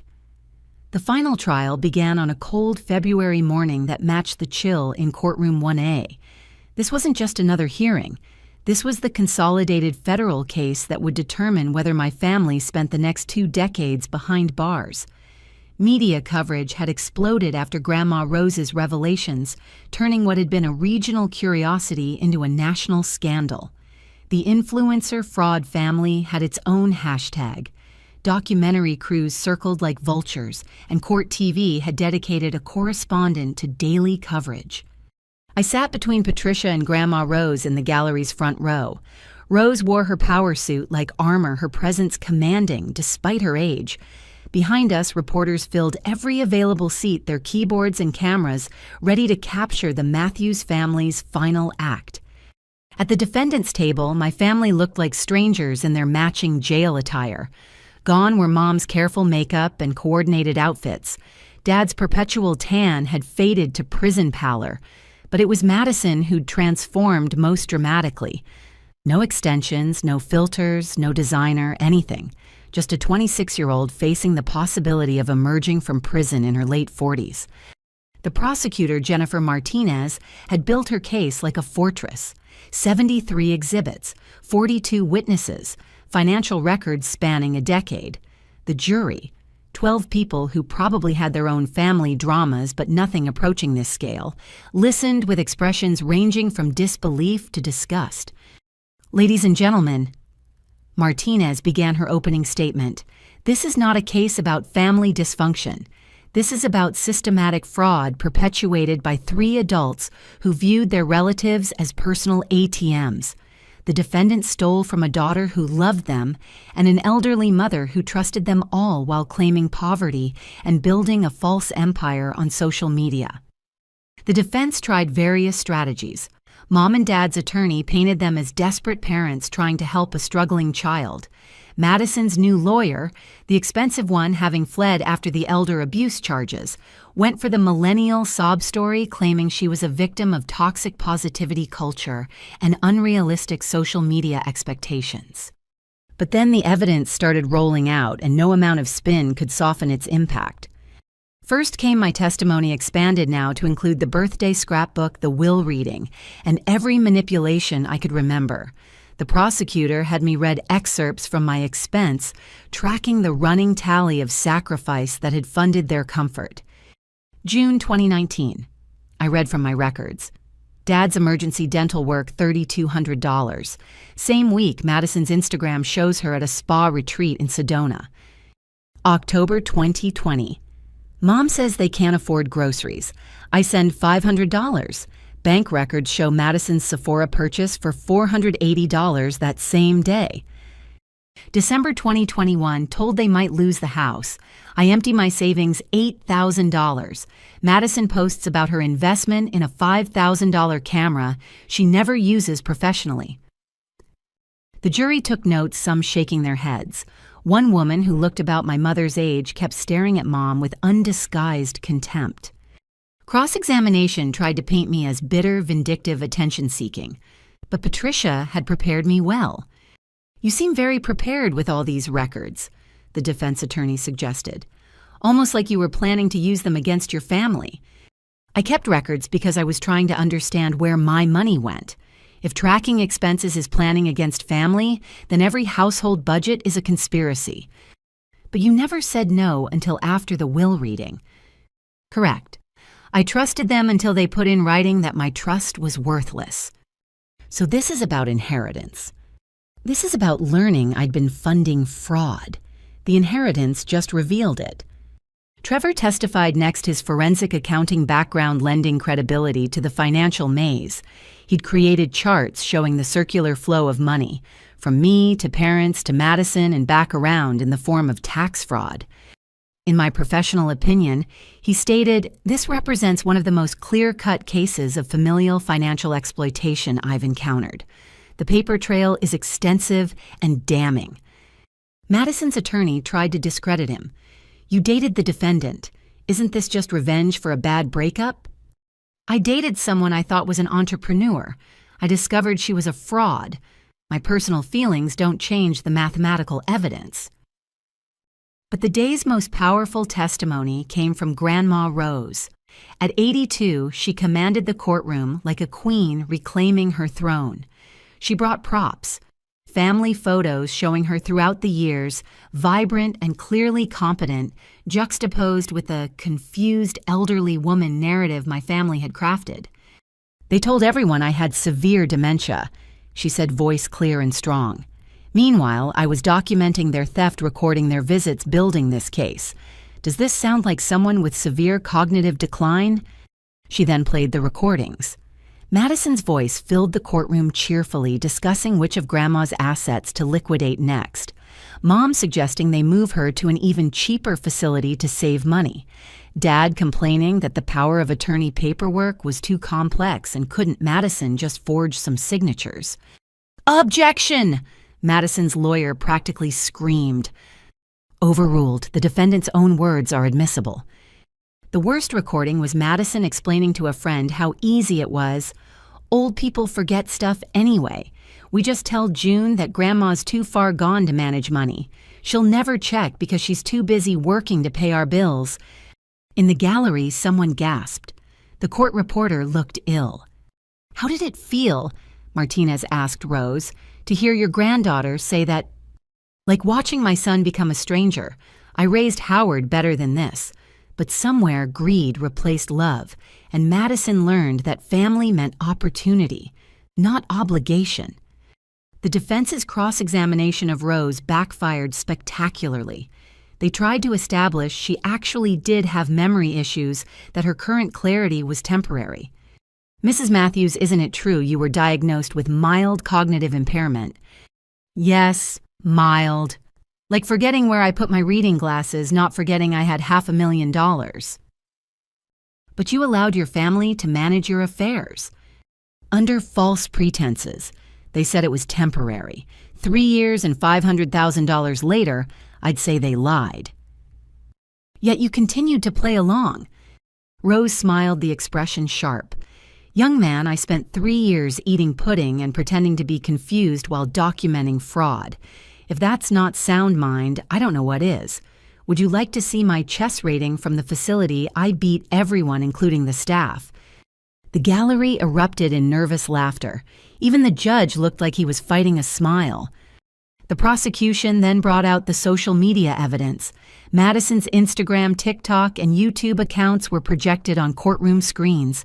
The jury watched her transformation from struggling influencer to luxury lifestyle blogger, all time-stamped against my bank transfers and Rose's account withdrawals. This is from March 2022, Martinez narrated. Madison posts about manifesting abundance and claims her success comes from hard work and positive thinking. Bank records show she deposited $20,000 from her grandmother's account that week. They played her course videos where she taught others to invest in themselves and ignore the haters. Code apparently for steal from family and block anyone who questions your income. The most damaging was a deleted video recovered from her cloud storage. In it, a drunk Madison filmed herself counting cash, laughing about stupid people who actually work for money and how family is just another word for funding. Madison tried to object from the defendant's table, but her lawyer shushed her. The damage was done. Character witnesses came next. Our former neighbors testified about watching me leave for double shifts while Madison sunbathed. The bank manager who'd processed Rose's withdrawals confirmed my parents always came together, always seemed nervous, always had Madison waiting in the car. Even Madison's few remaining friends turned. One testified that Madison had bragged about her business model, getting others to pay for everything while she built her brand. She said working was for people without vision, the former friend testified, said her family owed her success because they'd created her. It was weird. Weird how, like she genuinely believed she was entitled to everything because she existed. She called it return on investment, said her parents invested in creating her, so they owed her returns forever. The defense's case was anemic in comparison. They brought character witnesses who described my parents as loving and devoted, but crumbled under cross-examination when asked if they'd ever seen this loving family actually interact. Madison's witnesses were other failed influencers who testified that everyone exaggerates online, not exactly a compelling defense for fraud. Madison insisted on testifying against her lawyer's advice. It was a disaster. "I never meant to hurt anyone," she began, already crying. "I was just trying to build something special." "By stealing from your grandmother?" Martinez asked. "It wasn't stealing. She said I could manage her money. While she had dementia, she seemed fine to me." Martinez pulled up a text Madison had sent. "Grandma's really out of it today. Perfect time to get those transfer forms signed." Does that sound like someone who thought their grandmother was fine? Madison's response was to blame everyone else. "I'd never supported her dreams. Our parents had promised to help, but always complained. Rose had so much money she'd never miss it. Society put pressure on young women to succeed. The economy made it impossible for her generation. So everyone is responsible except you," Martinez summarized. "I'm a victim too." "Of whom?" "Some of circumstances." The gallery's response said everything. Even the bailiffs looked disgusted. Closing arguments took a full day. The prosecution laid out the case like a roadmap of greed, each turn marked by my depleted bank account or Rose's emptied assets. The defense tried for sympathy, but what sympathy could exist for 3 adults who'd systematically destroyed 2 family members who'd loved them? The jury deliberated for exactly 93 minutes. On all counts of wire fraud, tax fraud, elder abuse, financial exploitation, and conspiracy to commit fraud, the foreman read, "We find the defendants guilty." Madison screamed an influencer's last attempt at controlling the narrative. Mom fainted, or pretended to. Dad just stared at me with naked hatred. "I hope you're satisfied," he mouthed. I was. Not happy, not celebratory, but satisfied that truth had finally won over manipulation. Outside the courthouse, media surrounded us. Rose handled them like the pro she'd become. "Justice was served today," she said simply. "My son, his wife, and my granddaughter chose greed over family. They'll have decades to contemplate that choice." "Mrs. Matthews, what about June, your other granddaughter?" Rose pulled me close. "June is proof that DNA doesn't determine character. She's the granddaughter of my heart and the only family I need." Someone asked if I had any comment. I thought about all the things I could say, all the pain I could share, all the receipts, literal and metaphorical, I could provide. Instead, I said, "I spent 8 years and $347,000 learning that love shouldn't have a price tag. My family is going to prison, but I'm finally free. That's all that matters." As we walked away, someone shouted a final question.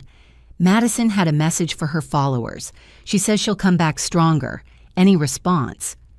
I turned back, looking at the courthouse where my family would soon be sentenced to decades behind bars. By the time Madison gets out, influence will mean something completely different. Maybe she'll finally have to develop an actual skill. I won't be around to find out.